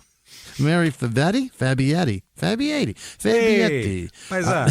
Nicole Gattoni, Bobby Dunn, Alicia Johnson, Too Fidgety, Chase Johnson, Chris Tim, Danielle Dahlberg, that's Kurt Stern, Zach Poindexter, Dan Leary, Jerica Carpenter, Nygard. Look, man. You said it every way. You said every way you could say it, Jimmy. We'll put it that way. And it's certainly not good. You want any other pronunciations, use them yourself. I don't know what to tell you because we ain't saying it. 2 o'clock high, Sophie Mitchell, Xavier Hill Roy, Maureen Smith, Texas Yankee 33. That's fascinating. Christopher Spur, Kaylee Tully, Mercedes Winsheimer, Sarah Walker, Annie Olson, Skylar Rome, Collier Vassallo. That's wrong. Alana DeRocker, Ben Kusulski. Yeah. Castle. Nope, that's just S. LaRue Williams. Alejandro Alvarez, Ryan Beatty, Joseph Singer, Alexis Pedragon, because I know who Cruz Pedragon is, Lance Kalinin, Julia Clarkson, Sarah with no last name, Kelly A.L., Vicky Teachy Thomas, Andrew Barrows, Matt Kemp, Brenda Moransky, Jenna D. Valentine, Jeff Johnson, Jimbo Green. That sounds like I'm doing like you're mashing my words from an audiobook. Green. Jimbo Green. Separate ones. We just clipped them together. Yeah. Abigail Allerhead, Justin Davis, Elizabeth Berner, Sandy Dennis, The House, Natalie Eberling, Tori Bauer, Susan Austin, Clay G, Alicia Wotherspoon, Kayla Brown, Tyler Hunt, Stephanie Sertle Botkin, Nicole Pacini, you were almost part of the Pacinos, Sean Turner, D, and another D. I don't know if it's Dee or if she's trying to tell me double D's, or if a dude's trying to tell me double D's. Or maybe there's 2 people named D. It's possible too. Mackenzie Clark, Caitlin Grimm, Smurf Juice, that's gross. Ashley Catoni, Sean Christensen, Carla Purifoy, Chris Hosler, Sophia Anderson, Dustin Miller, Grace Shearburl. That's a tough one. Isaac Cummings, Trevor Robinson, Megan Yoon Canfer, what? Uncafer. I don't know. Sierra Will, Giovanni. Giovanni Iwami, John Barnett, Losheen, Megan Jamieson, John Allen, Nicole Bulldog, Sean Edmiston, Shannon Ross, Joel Edwards, Lindsay Seelig, Big Jack McBastard, Emily L., Carrie Luchez, Abel Areola, hell yeah, Brandy Fisher, Jessica Tomaselli, Cynthia Vinton, Taylor Hughes, Kathleen Laney, Matthew Volker, John O'Brien, Ben Errett, Karen Gridley, Dana Fors, Jonathan Garcia, Molly Lenhausen, Dorothy Harkins, yeah. Okay. Mike Young, Mard at Auntie Annie. I don't know what that is. Pretzel shop? Auntie Anna? I thought you meant the pretzel shop. Maybe it is. If it is, Mard, pretzels. You make delicious products. Lils with no last name. Cheryl Nelms, Becky Lear, Ryan Andrews, Donnie Van Dangle, Melanie Rintmore, Marcus Pleece, Gina Delia, Kane Schuster, and Sarah Gardner, and all of our patrons. You guys are the best people. Thank you. Thank you. I can't say thank you enough. It's staggering. It really is. It's amazing. Thank you. Honestly, we appreciate everything that you do for us, and we just hope that our pittances of thank you and our gratitude and also these bonus episodes, we hope that can make up for everything that we just feel about it. Thank you so much for gratitude we owe you. I hope it's silly. It's paid in full. Thank you all so much. Exactly. Thank you for saying it like that. That was a better way to put it. Thank you very much. I like paid in full. That feels good. Feels like I earned like Rakim, paid in full. So that said, Jimmy, how can they get a hold of you and tell you that you're paid in full, motherfucker? What do you got? You can tweet at me and tweet paid in full at Whisman Sucks, WHISMAN Sucks on Twitter and Instagram. Thank you guys so much. Where can they find you? Yeah, you can find me at Jimmie P is Funny, or you know what? You can just Google the show, and whenever anybody talks about the show, eventually our names will come up in there because there's nobody else doing it, so it's just us. Yeah. So you can look up the show. You can find us that way. That's also an easy way to do it, and kind of go to shutupandgivememurder.com and get everything in one swoop there, and you'll have a lot of fun. So do that. Keep coming back. Keep hanging out with us because we're not stopping, damn it. No. We are not stopping. We'll be back again and live from the Crime and Sports Studios. We will see you next week. Bye.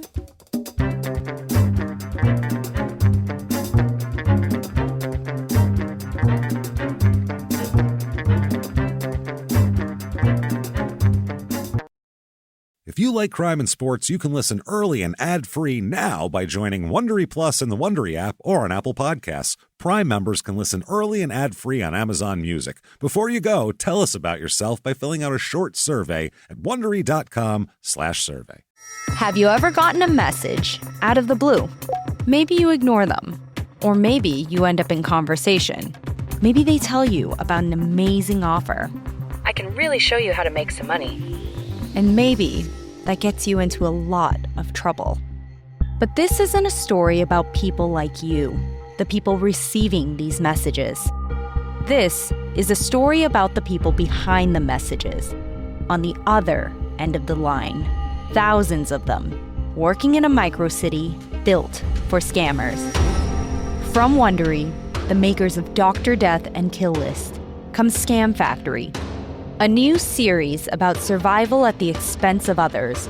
Follow Scam Factory on the Wondery app or wherever you get your podcasts. You can listen to Scam Factory early and ad-free right now by joining Wondery Plus in the Wondery app or on Apple Podcasts.